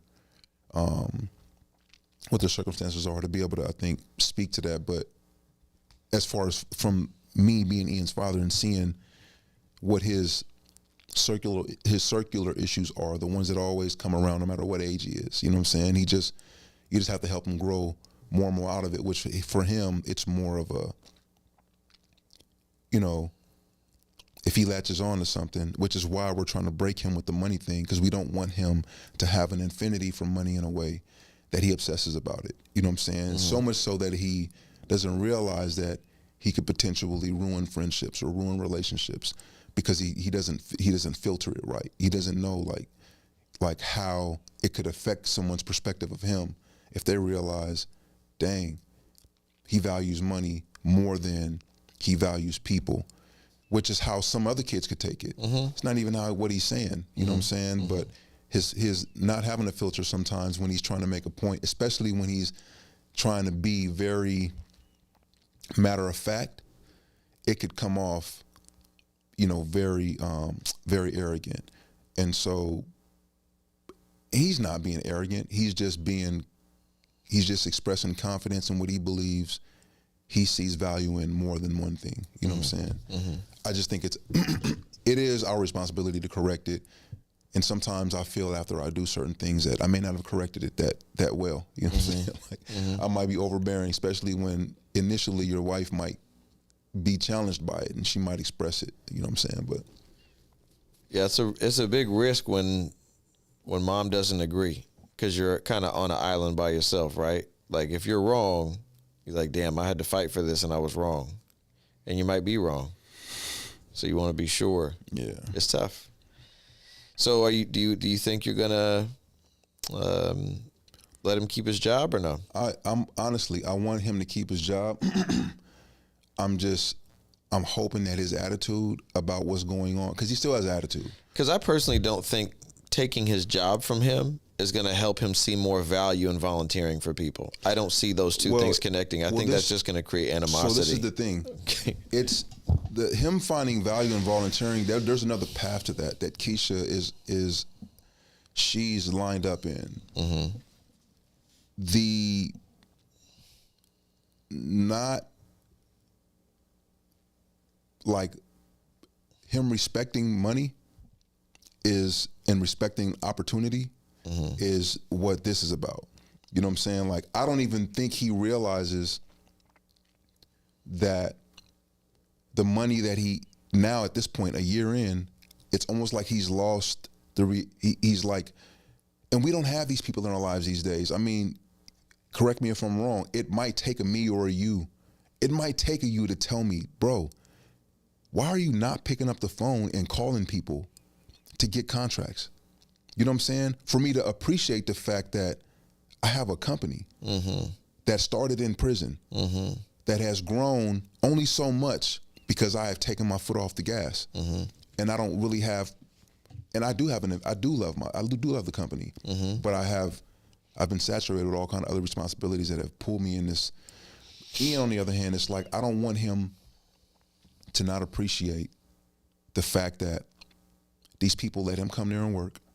They pay him handsomely. Like, I don't want that to somehow be webbed into his expression about why he values spending his time for money than he does spending his time to help people. So what me and Keisha are trying to figure out, and what she kind of expressed, is like, we're going to line him up with volunteer opportunities, but we have to let him keep his job. So I'm like, how does letting him keep his job? He still makes money by doing chores at the house. You know what I'm saying? I'm like, how does letting him keep his job, and I just want to hear her perspective, help him to value his money? If once he gets there, because, he's going into a job environment, unless we go and speak to these men and Miss Terry and say, hey, Ian had this, but it's like, I don't even want to put him out there like that. You know what I'm saying? Like, I want him to be able to navigate it on his own. So I'm like, if I don't take the job indefinitely, then we're probably going to remove him from the opportunity for 2 weeks. You know what I'm saying? So that when he goes back and he can ultimately, hopefully, appreciate the fact that he has an opportunity to go to work. And during the 2 weeks, I mean, I'm not sure exactly what opportunities may line up that he's going to be able to choose to go and volunteer for. But it's like, I'm not sure how else to help him. I just don't know if you can punish somebody into caring. That's what it sounds like you're doing, is you're punishing him into caring. And I don't know if I agree with that. I think he's proud of himself for earning money at his job, and I think that let me just say this. I'm just trying to think of, like, because you and Keisha both use the same word, and it's interesting how punishment is the first thing that comes to people's minds when there's correction, when there's a need for correction. It is punishment. Why is it punishment? Because you're taking something from him that he likes. And he doesn't want it. It's a punitive action. You're saying for 2 weeks you're not allowed to work, and then hopefully when he comes and gets it back, he'll get you. You cannot rewire that. That is punishment. You can't. I don't know how you're looking at that, but that's punishment. 100%. He loves the job. He loves to go make the money, and you're taking that from him. But that's because he didn't care enough about volunteering. You cannot punish somebody into caring. No, and that's the interesting thing. Well, maybe you're not seeing it that way, but if that's the way everybody else is seeing it, maybe you're not seeing it right. It's not in everybody else. It's you're and Keisha, the only ones I've talked to about this. So it's and just Ian. 2 people and Ian. Yeah, so right. That's but this is the thing. Right, no, this is the thing. Go ahead. One of them is not the parent of the kid. One of them is the mother, the woman of the kid, and one of them is the kid. One of them is the father. You can make whatever decision you want. Like, you were there in that moment, nobody else was, but you're asking for my opinion. That's why I'm giving you my opinion from the outside looking in. And all I was asking was, why, how come punishment? I'm not saying that it's not that punishment is not involved in this as far as what he might feel it is. Right. All I'm saying is that when you say that, because this is the thing,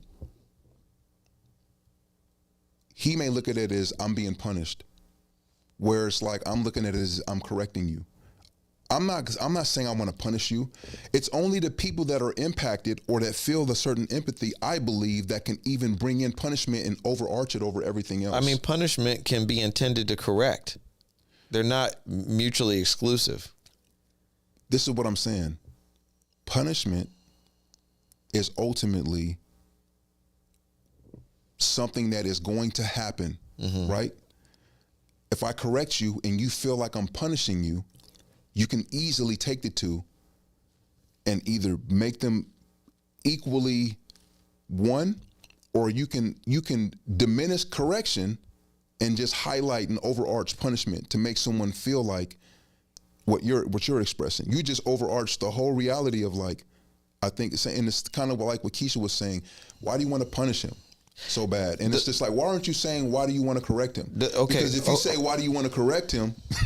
Why do you want to correct him? It doesn't sound the same. It feels like you only want to hear what you want to hear. I'm trying to tell you a different perspective. You're not even letting me tell you. I'm trying to tell you. You're not letting me finish my statement. Go ahead. You got more to say. Go ahead. No, I'm trying to say something. I haven't been able to get the idea out because I'm trying to tell you what I think about it, but you don't want me to say it. I'm trying to say something. Go ahead. Okay, what I'm trying. Yeah, let me say what I'm trying to say. What I'm trying to say is, it doesn't matter what you think it is in this moment, or what I think, or what she thinks. It matters what he thinks. Right? So if we think about it from Ian's perspective, how is he going to take what you're doing? Is he going to take it as corrective, or is it going to feel like punishment to him that he can't go to his job? It's going to feel like punishment, right? Or no?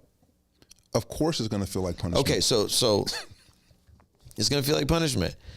I'm trying to just like take a high level view of this, and I'm trying to look at it from the outside looking in, which sometimes that's a good perspective, right? Because I'm not in the middle of it. He's not my son, so I can kind of take a non-biased view and just say, okay, he was volunteering. He didn't feel like volunteering. He didn't see the value in volunteering. And so instead of saying, just solely focusing on here's why it matters to volunteer, it's like, I'm going to disconnect you from this focus on money, and I'm going to take all that away from you. And then it's like, I'm going to make you volunteer. For me, I wonder if, and this is all I'm saying, is that like, that might only frustrate him, not get him to say, you're right, it's probably better to volunteer. Like, it might just make him angry, and you can go through that whole exercise, and in the end, he doesn't take away what you want him to take away, which is that I shouldn't be so obsessed with money, and I should really see more value in volunteering. He might just say, Dad punished me, I didn't like that, that was unfortunate, I lost my job, I don't know. Like, he might not take the lesson away the way that you want him to take it. I think your intention is correct. Don't be so connected or obsessed with money. See more value in doing things for people without needing something in return. Of course I agree with that. But is the execution going to lead him to that thought, or is it just going to leave him with animosity? That's my whole thing. I just don't know if that approach is going to get him to see what you want him to see. It might just feel like punishment, and that's all it feels like. Of course. And just like we said earlier, a lot of times we end up in circumstances where we feel like we're being punished and the pain is unbearable, but we're corrected. At the end of it, a lot of us end up in situations and a lot of it is self-inflicted. But we end up in situations where our lives are changed, and 10 years down the line, we can say, dang, I didn't really appreciate that opportunity. Yeah. I really didn't appreciate that experience. It felt like I was being punished. Sure. However, I'll never do that again. You know what I'm saying? And this is the thing. Could be. There is a difference between what I'm saying with Ian. I don't want him.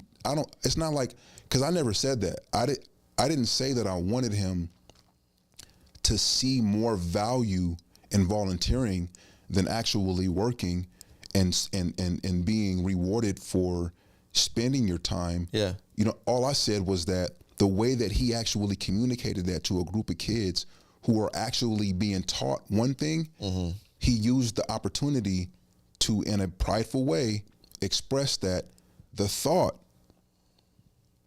of working for free is dumb. So I said, okay, whether you believe that or not, which he stood on that hill, you know what I'm saying? Whether you really, really believe that or not, I have to sit back. And so when we had to talk by the car, he stood on it. And he was just like, it's dumb. I don't get it. You know what I'm saying? Like, and I think it probably could have been like it could have been one of those things where it's just like, this is what y'all get for making me volunteer. You know what I'm saying? At this thing, you know, this is what you get. He's 13, but it's like, I could take all of these concepts and all of these things. I just brought it down to two things. It's like, hey, the things that you love to do for free, now we're focused on that. And we're gonna line that up this summer. The thing that you love to do for money, we need you to appreciate a little bit more. So we're gonna pull back from. Where was he showing a lack of appreciation for the job, though? That's the part I don't think I understand. This is the thing. I don't think it was a lack of appreciation for the job. I think it was a lack of appreciation for doing good service. Listen though. We're speaking, so like I said, I'm his father. Yeah.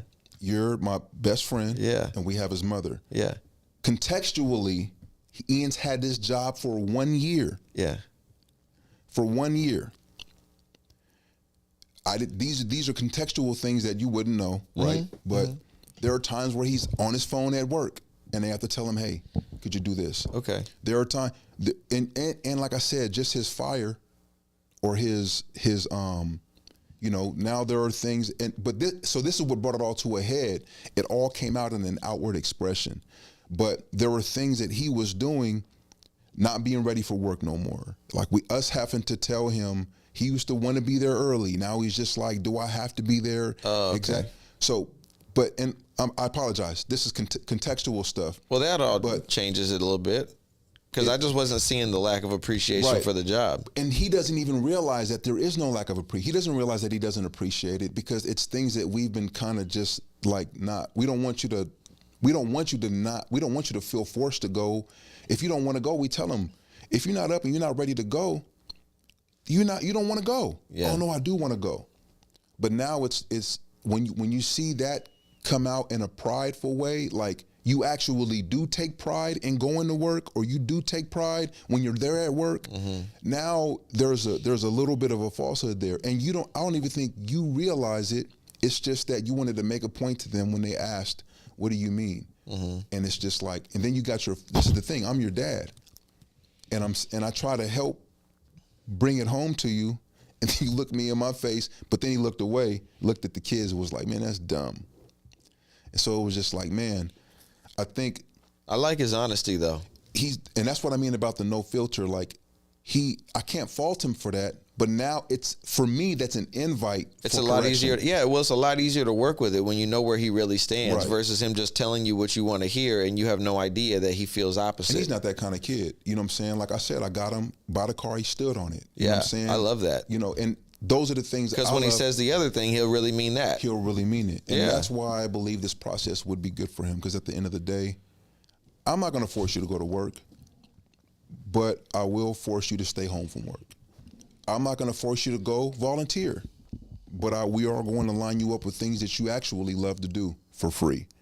If you choose not to do them, hey, you choose not to do them. We're not going to force you to do them, but we haven't been we just have not been lining you up with those opportunities because we've been obviously distracted by the situation and we're going through what we're going through. But I appreciate your honesty. I think I got kind of triggered because I was thinking to myself, like, that's the first thing in the overarching thing Keisha tried to leverage over me is like, you're so punitive.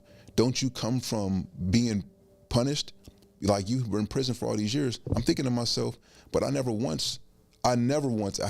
once said that there wasn't something about that experience. If it wasn't for that experience, we wouldn't even be having this discussion. Like, I wouldn't be the man that I am today. You know what I'm saying? Right. But I was in a position to where I couldn't even look at that as me being punished because of all of the stuff I had done in life. So it was like, I actually felt like I deserved it. Right. I came to a point to where I realized, like, I could further put myself in positions to be punished in here. Well, I think you must have looked at it as where you were seemed like a fair response to your actions. Yeah. But if you don't see it that way, then it feels like punishment. It feels like punishment. And that's what I'm saying. He may not see that as a fair response to his action. But that's never going to dictate the fact that I know that my son needs correction. Sure. I can't focus on punishment because that's where I think the whole hard men make the whole thing you said. That will create a very soft boy. You know what I'm saying? I'm with that. I mean, like, today is, what's today, the 27th? The 27th. I was supposed to be taking my son to that tryout in Wisconsin that they're doing. And I gave him, it was going to cost me $2,000 at least to take him to this thing, right? To fly out, get a hotel, rent a car, $350 registration for this thing, all this stuff for him to try out for this U.S. team. And I'm like, look, man, I'm a pick the one that's the furthest date out so that you can have enough time to practice every day. You can spend an hour practicing on your own, and we looked at the schedule and we're like, oh man, it's like the first day there's 3 hour-and-a-half sessions, and then the second day there's 2 1-hour sessions. I'm like, all right, so you got 5 sessions, high intensity, where you got to be at your best in 2 days.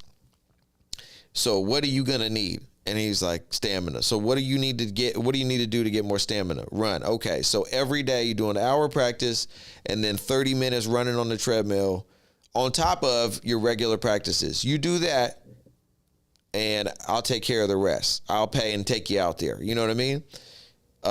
I gave him one chance. He messed it up. He didn't do it. I think I told you about it. And I was like, all right, if it matters to you that much, right? He was crying and stuff. And I was like, all right, if it mattered that much, then act like it matters that much. I'll give you another chance. And he was on it. And then he started pushing, slowly but surely, he started pushing the running part off, right? He'd be at home playing all day, doing whatever, all the time in the world. But he would wait until he got home from his team practice at like 8:30, 9 o'clock at night, and it's dark outside, and he's like, oh, I didn't do my running today. Can I go run now?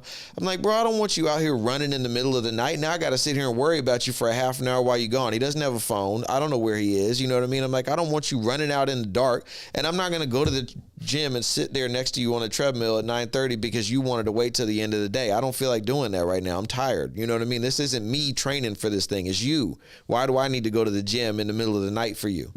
So I was like, look, you can skip tonight. There was one night that I was just too tired. I didn't want him running out there. I was like, and he had already done it the night before. The night before he did the same thing. I was like, oh, this is going to become an everyday thing where you want to run at 10 o'clock at night. So, because you need to be in bed already. So I go, all right, man, look, I said, you can skip tonight because I'm not going out there with you. But new rule, your running has to be done by 8 p.m. If you're not done by 8 p.m., then you just didn't do it. Because it gets dark at like 8:30 right now, 8:15-ish. And this was, a couple weeks ago. Now it's getting darker, but it's like, so he's getting home at 9:30 from practice, and you still got to eat, bathe, all this, and you want to go running. And you're tired. It's not even good for you. You know what I mean? Like, you're just doing it I got to check the box.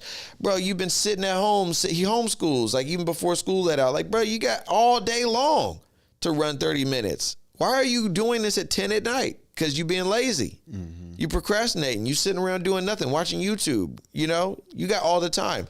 So so I said, you can skip tonight, and I'm not happy about it because I told you no more exceptions. No running tonight, but hey, I didn't make the rule. Now I'm making the rule. 8 p.m., you got to be done. And because I let him off that night, I already felt like, all right, this is your second chance. Now you're doing this. No more leeway.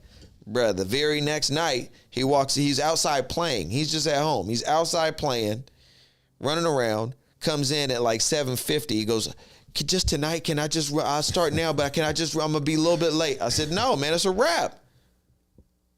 And he didn't even cry this time. He was disappointed. He was quiet for a little bit. But I'm like, he didn't even try to ask me because I'm like, come on, man, how many chances am I supposed to give you? Right. It's a wrap. If it mattered more to you, you would have already been done. Mm-hmm. You had all day. You were outside playing just right now, but you wanted to play more than this. If this mattered to you that much, you'd have been like, hey, guys, can't play right now. Got to go. It's just 30 minutes, too. It's just 30 minutes. You know, so he was still willing to do it, but that's not the point. Right. The point was you got me spending thousands of dollars to take you to a tryout when I'm in between businesses and trying to stretch things and make things work for you. That means it matters a lot to me because it matters a lot to you. But if it doesn't matter that much to you, nah, bro, we're not doing that. You know what I mean? And in hindsight, as much as it hurt me because I'm such a giver, you know what I mean? Like, I have the potential to spoil my kids, so I have to be careful about that. You know what I mean? And I'm good about it, but I am by nature. I want to give them things. Mm-hmm. So that was hard for me, but in hindsight, I'm proud that I did that, and it was absolutely, one of the dads was just asking me last night. He was like, oh, you guys going to the tryout, right? You leaving tomorrow? And I'm like, no, and I had to tell him why. And he was like, oh, yeah, I get it. And he's like tough Asian dad, too, so he was like, yeah, like he liked it, you know what I mean? But that was the right thing to do, man. Because especially with my sons, I know how they are because I know how I am and how I was. If you allow them to talk their way out of everything, that will be their default. They will have no respect for any rules or boundaries or anything because whatever the hell you think they're supposed to be doing or you tell them they got to do or whatever rules you make, they'll always just think, nah, I just break the rule and then I'll find an excuse. And I'll talk my way around it. And life doesn't work like that. There's a lot of things you can talk your way in and out of, and that's great to have that skill and ability, but certain things got to be done. You're not going to talk your way out of everything. You know what I mean? Yeah. And when you start believing your own BS like that, it's dangerous. Because then just like my older son, at some point, life is going to remind you that, you know, some walls are made of brick, not straw, you know what I mean? And so you're going to run into that brick wall at some point and realize, oh, mom can't save me from this one. I can't talk my way out of this one, you know? So that's where it was, man. And that's really unfortunate. But my point, I guess, is that like, yeah, you know, you're his dad, you know, and you know the situation better than I do. You know all the little nuances of him being on his phone at work. And okay, I was already feeling like you were starting to take this job situation for granted. And now so you have the context of all those things. And so if that's what feels right to you, then that's great. My only piece of advice or my only input on it would be make sure that whatever actions you take, it's designed to help him see more value in, you know, in just being a kind person for the sake of being a kind person and a good person.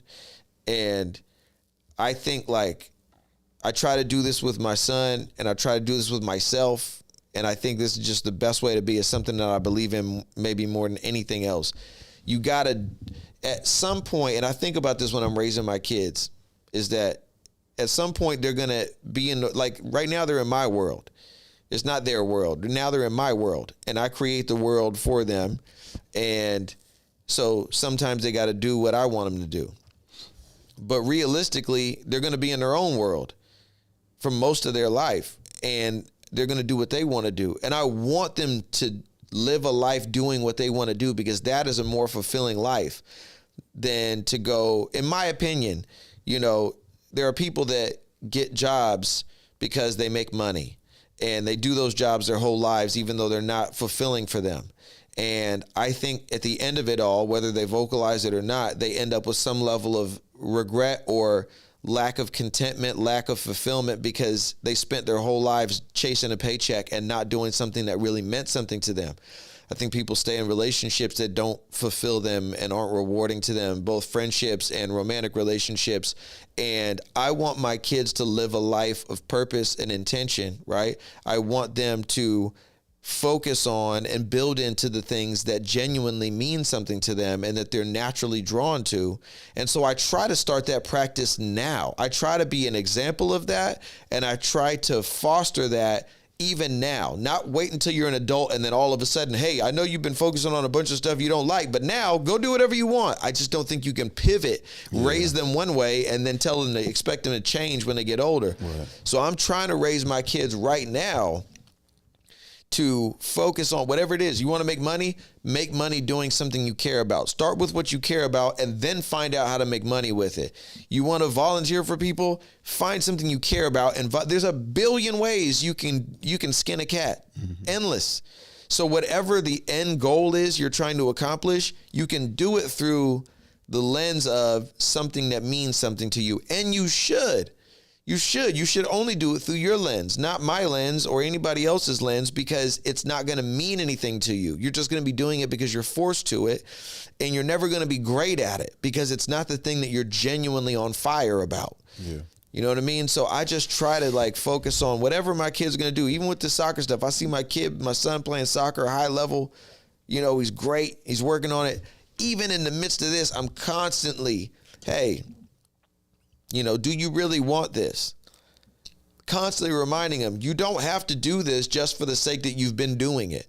That's called throwing good money after bad, right? If I spent $50,000 investing in a business and I realize that it's not a good business, I'm not going to spend another $50,000, keep going, I already spent 50, you might as well spend another 50. No, now I wasted 100. At some point you got to cut your losses and say, hey, this was a good experience, or hey, I thought I liked this, but now I don't. Okay, start over, go in a different direction, because every day that you spend moving in a direction that doesn't mean something to you is a day you're stealing away from moving in the right direction. Mm-hmm. It's a double loss. You're doing something you don't care about, and you're robbing from something that you do care about. It's opportunity cost is what they call it, right? It's not just the cost of what you're doing. It's the lost opportunity that you could be having by occupying your time with something you don't care about. So I really just try to keep that as an idea with my son, with the sports. He started playing flag football. And he hasn't been playing other sports for a long time. He did baseball before and maybe something else, but he's fast too, so. Bro, let me tell you. Football's going to be, that's going to spark him. Bro, I haven't been that interested just because I've been busy too. He just started practice this week, and it's every day this week. So this week's been his first week of practice. Yesterday, I went to go pick him up from it. So I got there a little bit early because I still had some work to do. I was in my car parked, and I could see them out on the field. He might be better at that than he is at soccer, bro. Well, soccer, this is the thing about soccer and tennis, is soccer and tennis prepare you for football and volleyball in a way that it makes you elite. Those two sports make you elite at if you step into volleyball, or vice versa. I think, well, no, I don't think you can't reverse soccer and football. You have to come out of soccer and become even more elite in football. But I think volleyball and tennis, because they're such lateral sports, right? They prepare you one for the other. It's a similar court. Just that you're one-on-one with tennis, right? So when you get on that court with your other teammates, unless it's one-on-one volleyball. But anyway, I can imagine he's gonna kill it. I mean, he's shorter but fast, right? Mm-hmm. And so of course, they're gonna probably put him in a running back position. He can throw really good too. He's got a crazy arm, but he ain't gonna be tall enough to be a quarterback. He's a strong kid though. That's what I'm thinking. This coach handed him the ball. The way he juked and cut through every single kid on that field, it was like he was in his element, bro. He was spinning, cutting, running. They could not touch this boy. Because now he's holding the ball instead of having to. He doesn't even have to focus on keeping the ball with him. He can just do the run. I knew it too. I was like, bruh, the only thing slowing you down in soccer from being who you really want to be with that running stuff is that you have to keep the ball at your foot. Mm-hmm. But you're right, bro. Tucking that ball and going, he is on fire. So I had to take him early because he had to get to soccer practice and it was an overlap. So I walked out and they're still practicing, and I hadn't really met the coach before. But I go, "Hey coach, I need to take my son." And he goes, "Oh, okay, that's fine." And he's walking up to me to greet me or whatever, and I shake his hand and I go, "How is he?" He goes, "Oh, he's fine." But he didn't really he didn't get what I meant. I meant, no, I mean, like, how do you think he's doing? Is he good at this? And his whole face changed. He was like, "Oh, he couldn't even speak, bro. He couldn't even speak." He was like, I mean, he's going to be really important to this team. Mm-hmm. He's like, he wanted to say he's the best kid on this team, but he was like, he is going to be really important to this team. He's like, I can't believe he's never played football before. And I was like, the other football. Right. But he was speechless, bro. And I mean, based on what I saw, and I mean, it was almost like a loaded question. I already knew what he was going to say. Mm-hmm. I saw what I saw, and I was like, I know he's got to see this. And I was like, how is he? He's like, that boy's a beast. You know what I'm saying? I mean, he didn't say that. That's my words. But That was his reaction, was like, that boy is crazy.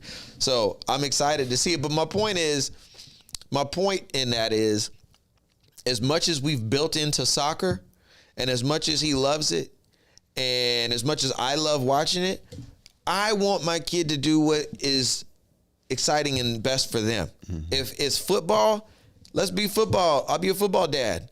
I don't even like watching football.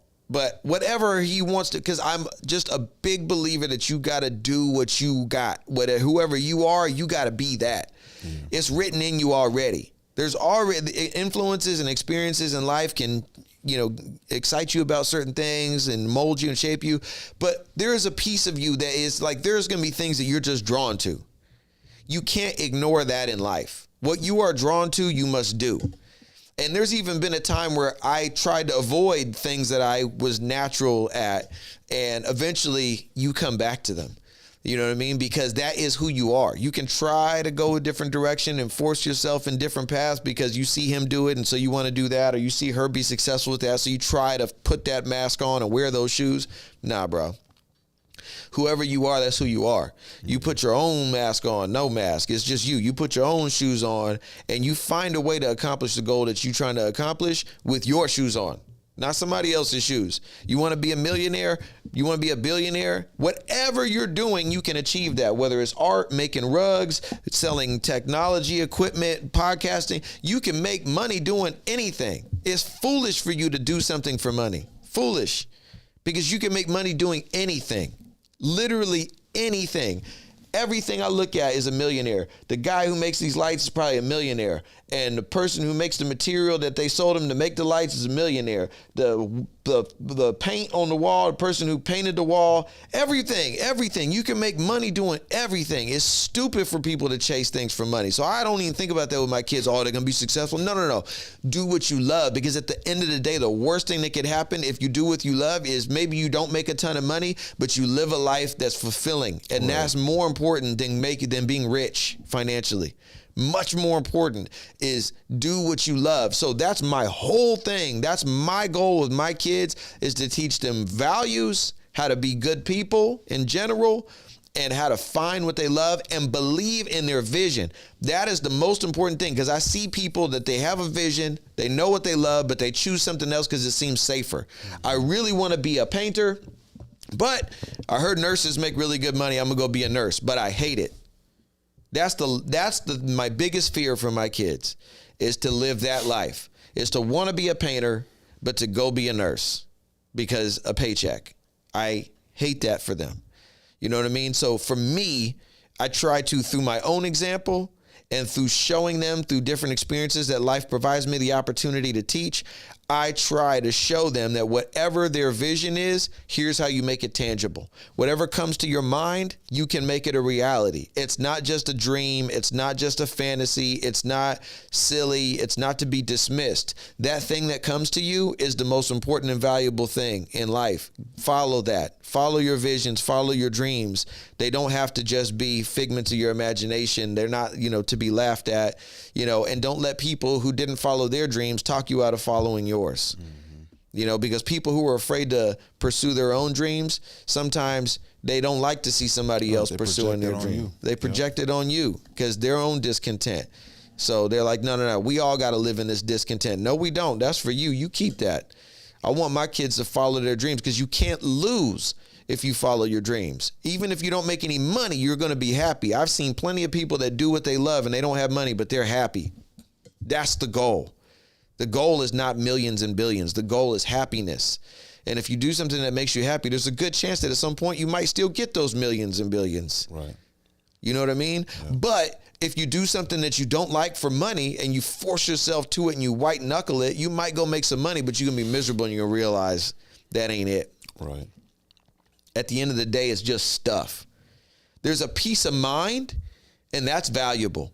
That peace of mind comes very early. You don't need millions and billions for peace of mind. I mean, you have people who have millions and billions that have no peace of mind. Exactly my point. So do what you love, and you don't need to make millions and billions. Like if you're worried about food and shelter, that's no fun. You don't want to be in that camp. You know what I mean? But as soon as you get out of that camp where you're not worried about your ability to cover your basic needs, that's 95% of content that you're going to get. That other 5% from buying a yacht or that's all, man. It's like if you ever been with somebody who was really good looking, but they weren't a good person. At first it's exciting. And then at some point you're just left with the person. And you're like, oh man, this is not all bad. This is all bad. You can't even see that good looking thing that you saw before. All you see is the ugly person on the inside. Yeah. So it's the same thing with spending money and buying stuff. It's like at some point it just becomes that ugly person. At first it's exciting and fun and that's cool. And then after a while it's like, and you left with the reality of like, I'm not content. I'm not happy in my life. I'm not doing something that matters to me. So I love that. I love that you brought this conversation to the forefront. And I think at the end of the day, that's the real thing to focus on is like what matters to you. Because at the end of the day, no matter what we try to do as parents, that's the only thing that's going to be a constant in their life is what really matters to them. And they've got to learn how to find that and pursue that and accomplish all of their life's goals through the lens of them. You know what I mean? Some people change the world through their artwork. Some people change the world through building technology. Some people change the world through building homes for underprivileged people. Some people change the world through teaching or through politics. There's a million different ways to leave your mark and make your stamp on the world. You know what I mean? But you got to do it in your way. Right. You got to do it in a way that God intended for you, for what's written inside of you. You have a purpose inside of you, and you got to fulfill that purpose. Not somebody else's purpose, not even your parents. Right. The last thing I want is for my son to go try to be a pro soccer player because he thinks that's what I want. You're going to be miserable, bro. You're going to be miserable. You know how hard you're going to have to work to be a pro player in any sport? But how hard it's going to be to be a pro player for your dad. That's even harder. That's what I'm saying. Yeah. Like dragging yourself to it that you don't want it, but you're just trying to do it for me, bro. That's burdensome. I mean, if you're great and you're a phenom and you're just like, you're going to be successful no matter what, then it's probably a little bit easier to navigate. But if you have issues navigating failure or navigating disappointment or navigating all these things, that's going to aid you. You know what I'm saying? That's going to walk you into not a healthy relationship with the person that you're trying not to disappoint, all that stuff. You're going to have resentment. I'm doing this for you. They didn't even ask you. Or maybe they did. That's the problem. A lot of parents do ask. Whether they do it outright or indirectly. Mostly it's indirectly because they know they shouldn't do that. So they just nudge them. This is a message to all the parents out there. Stop fooling yourself. If you are indirectly nudging your kid, you might as well be saying it out loud. And stop fooling them. You know stop fooling them. Stop. This is selfish. Yeah. With all due respect, though, you know what I'm saying? Because I know some parents, like, I'm not gonna lie. I look at the Serena Williams and the Venus Williams of the world, or the Tiger Woods of the world, man, and their dads like line them up with a regimented beginning, right, from very young on. There are stories like that make you question, like, you know, maybe it was the alignment of both. But you watch the stories play out, and you see, like, I'm raising my daughters in Compton. There's killing taking place all around. There's like all of this stuff, and it's just like, what can I do? You know, and then like Serena and them sister died in a gang-related incident. It's like, this is not going to be y'all's future. You know what I'm saying? Like, and it's like, you see the drive, you know, but behind, you know, their father and wanting them to be who they became. Right. But then you see like the Coco Gauffs of the world, who's like the, I'm not gonna say the new Serena Williams, because she's in her own lane, she's carving her own path. She came through the path Serena created, but now it's like she's been able to, but started very young, 6 years old, and now the youngest ever to win what she's won, and then now, but you see these things, but you see her dad was a track athlete, her mom was a track athlete, her dad was I think a pro ball player, and some parents just know how far. They know what it takes. They know what it takes. They know what discipline will get you in life. If we can just, even if you choose not to do this, we know that by regimenting your mindset and your thought life with discipline, and it can take you so far. Right. But we know that there's a lot of parents that do that in a very unhealthy way. I think, you know, you got those situations where it just happened to line up, that level of discipline and intensity, and maybe they actually did want it, and it all just kind of came together. Those Venus and Serena and Tiger Woods, these are anomalies. You know, that doesn't apply to everybody. It doesn't. You know what I mean? These are anomalies. There's another one in the soccer world, Thierry Henry. He's from France, and he talks about the story of his dad doing the same thing just every single day, all day long, just relentless, no love, no smiles, just go, go, go. And he's like, I have mixed emotions about it. You know, it both traumatized me. I've had to go through lots of counseling and therapy to try to, like, you know, Make sense of it all. To make sense of it all, but it also drove me to be one of the best players of all time. So he's like, I don't know how to feel about that. You know, I'm both grateful and hurt by it. You know what I mean? And so it's tough. Interesting though, bro, because life, isn't that an interesting reality, bro? Like, because it's like either my parents do it, this is the dice roll. Right. The parents who know are like, either I do it or life is gonna, like, this world is gonna do it. This right now, we were just talking about it earlier. Life in the world of technological advance is like, people are growing in a generation where they believe they're in 6th, 7th, 8th grade trying to go viral. Like, right. The world is dictating how they see what they're going to practice to become who they want. Or you have the parents that are like, the safer thing for you is, for me, your parent, especially, like, you see what goes on in colleges these days. You see what goes on in companies these days. I'm jumping all over the place, but it's like cleaning companies some days. You see how some of these companies make it so convenient to where you don't leave. Once you get to work, you don't have to go nowhere for food. You don't have to go nowhere for comfort. You don't have to go nowhere. You want to go take a nap? You know, now we got little rooms where you can go and lay down. We got blankets assigned to you. Yeah. You know, it's like, but it's like people will develop out a way to make it to where your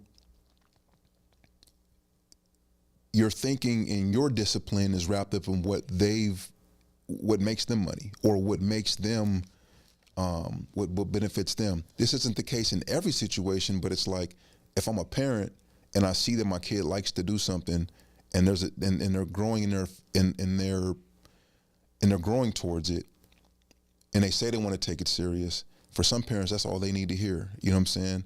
But I wonder, because that's the thing I didn't get from the Serena and the Venus story, if that's something that they actually chose. Like, they said, we want to play tennis. That's what I couldn't glean from that story either. Yeah. Like, it felt like it was just imposed on them. Right. You didn't really see them, like, being in love with it. You know, you didn't see them. Well, I don't know about that, but you didn't see them choosing it. I think they fell in love with it, but I wonder if it was like he put the rackets in their hands and said, we're going to go do this. Right. You know what I'm saying? Right. But overall, I think, like I said, the world will hand you could be a doctor, you could be a nurse, you could be a practitioner, you could be a therapist, you could be this. The world, it's either the world tell you what you want to be, give you all these choices you can choose, or I'm going to give you this one thing, I'm going to help you develop in it, and when you get to a certain age, you can choose to go in whatever direction you want to go. Because when they were 18, they could, but by this time, they're already champions. Yeah. You know what I'm saying? So it's just like, they on TV, you know what I'm saying? They're changing lives. There's little girls that are wanting to be just like them, you know, all kinds of, you know, melanated people that now want to play golf, you know what I'm saying, on the Asian and the African American side of things, like, you know, because of Tiger, like all of these things. But, you know, everything that you expressed, bro, I agree with. You know what I'm saying? Like, I don't want Ian to feel forced to be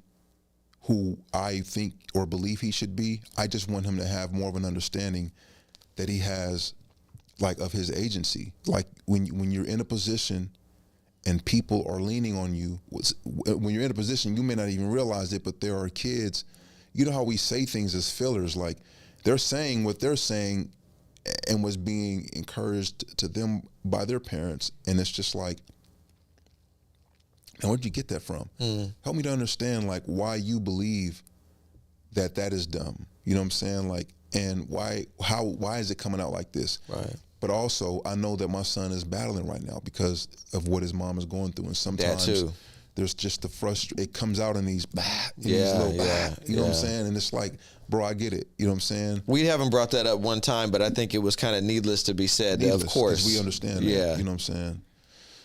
But yeah, man, it's been once again, man, a blessed opportunity to sit and talk with you, man. Always, brother. This has been Randomly Intentional. I'm Timothy on Purpose. I'm Raine. Y'all be blessed, and we'll see you on Monday. Yeah. Are we gonna try to start doing a set time? We're gonna try to start doing 5:30. I'm hoping I can start getting here at 5. Like I said, it was hard for me to wake up this morning. I mean, me too. But yeah, I got here in enough time to have everything set up by the time you got here. But 5, I'm looking to get here at 5:30.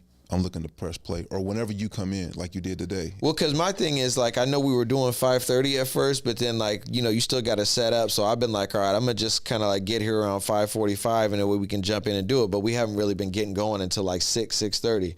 But if you're trying to stay on a schedule, then I can show up. Because our average conversations are going an hour and a half. Like, so we can, you know, try to, you know, for the sake of everybody that's tuning in to us, you know what I'm saying, we don't really want to rob anybody or ourselves of an opportunity for something to come out, and our intention to sit down and just talk about random things. Right. However, you know, I have certain things going on in my life where my family really needs me more than, you know, they ever have. And so I try to get out before they get up and get moving so I can get back. And I realize that before they even notice you're gone. Yep, I realize that even more over the last couple of days, that my presence is necessary even more so. Right. And I know you, and that's what I was speaking a couple episodes. Your rhythm, especially right now when you've had that switch flip, your rhythm and you being able to get in here and get going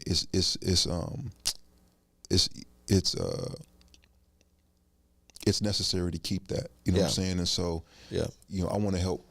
I ultimately want to help things to be able to move smoothly for us both. So if I get in here at 5, by the time you get in here, we can get locked in by 5:30. We can be done by 7:30, at the latest. Right. You know what I'm saying? At the latest, we may go to 7. Because I've been watching the clock today, and I'm like, man, you're supposed to be home already. Right. Well, they drop the kids off at 8. By the time I leave at 8, we're coming from the same area, so we'll be getting back to the house at the same time. Oh, okay, and then, you know, we'll be good. But my goal was to leave here by 7:30 and get there by 8, so that I can have give her the option that if she didn't want to take them, but she already conferred with me before I left that she's going to take them. Okay.